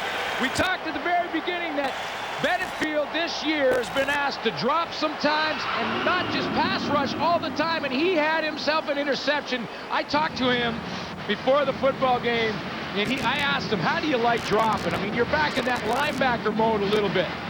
He said, I love it, and you know what? I'd love to grab a pick. David Benefield, you had one. You did. And the Calgary Stampeders are going to kick this ball away. They feel there's no sense in gambling here. They'll let their defense do its thing again and get the ball back. At least they're lining up to kick it. McKenzie gets away a low kick. Cunningham at his 25, wrapped up inside his 30. No return on a 47-yard punt. 57 seconds to go in the ball game. Lions by 3. Now, you want to know how important Drummond is in the middle of the game and in the beginning of the game when you need to establish a running game. Well, just magnify that by 100 times right now. Right here, right now. 57 seconds left, and you got number 29, Robert. This is where you hand him the ball as many times as you can. If you can get 1-2 first downs without putting it in the air, you win the football game. 99 yards last week. Over 150 yards this week. And he's lined up in that backfield, Glenn. Sure. Here he comes. Here comes Drummond. He was cut down by Jason Clements. Well, this has been a heck of a football game. I mean, a lot of mistakes, especially early. A lot of penalties, but a very competitive, physical, intense football game. Yeah, the purists and the coaches out there are not going to be happy with all the undisciplined play we've seen and the penalties, but I don't think you can complain about this one. And as I mentioned, they meet 3 more times this year. And this one's not over yet. Clock is running. And so is Drummond. Wow, this would be close. This is going to be close. So the clock is stopped with 29 seconds to go. They're going to have to punt it away. You know what? Now, this is where Wally Buono would likely want to see a measurement just so he can make sure that he can get, first of all, he wants to see how far away they are. I'd be really surprised if they don't go with a measurement here to try and get, it gives him a little more time. Looks like he's about a yard off of first down. But even if it's obvious, that's where a lot of times the head coaches will come in and say, no, give me a measurement anyway, because you know what? It buys you a little time. You can go over with Dave Dickinson. George Cortez has a little more time on the sideline to talk strategy when you get the ball back with what will be under 20 seconds. So the clock is running again. It's ticked down to 11 seconds. And BC takes a timeout. So I guess they took some extra seconds off the clock just in time for the play clock not to expire. Yeah. And now time is really of the essence for the Calgary Stampeders. Now there's a couple of strategies that Greg Mons could be talking about right here. He could be saying, Okay, snap the ball, Louis catches it, runs around, and tries to kill all the clock. But huge risk there, because if he can't kill the clock, he's caught and Calgary's automatically in field goal position. If he's not going to do that, then he tells Louis Pasegla, make sure this ball goes out of bounds, because we don't want a return possibility. And they've got a dangerous return man back there, Marvin Coleman. Here we go. Clock's running. Perfect. Coleman's going to get right out of bounds with 4 seconds left. And the Stampeders are down to their last hope and a prayer. Mons is, I think, feeling fairly comfortable over there. Yeah, well, you talk to head coaches, you know what, and until the wind goes in the column. But you're right. I mean, there's one shot for Dave Dickinson. He'll put everyone to one side of the field, let her rip, hope for a penalty. Mons is set to go 3-0 against Wally Buono. The only coach, it's only 3 games, but the only coach that Wally Buono has not beaten in his great career, in his great run here in the 1990s. But we can't give it to him yet. There's 1 play left. Dickinson. Here's the ball game. And the BC Lions are going to win it. And Bo Lewis is not finished. Bo Lewis. Touchdown.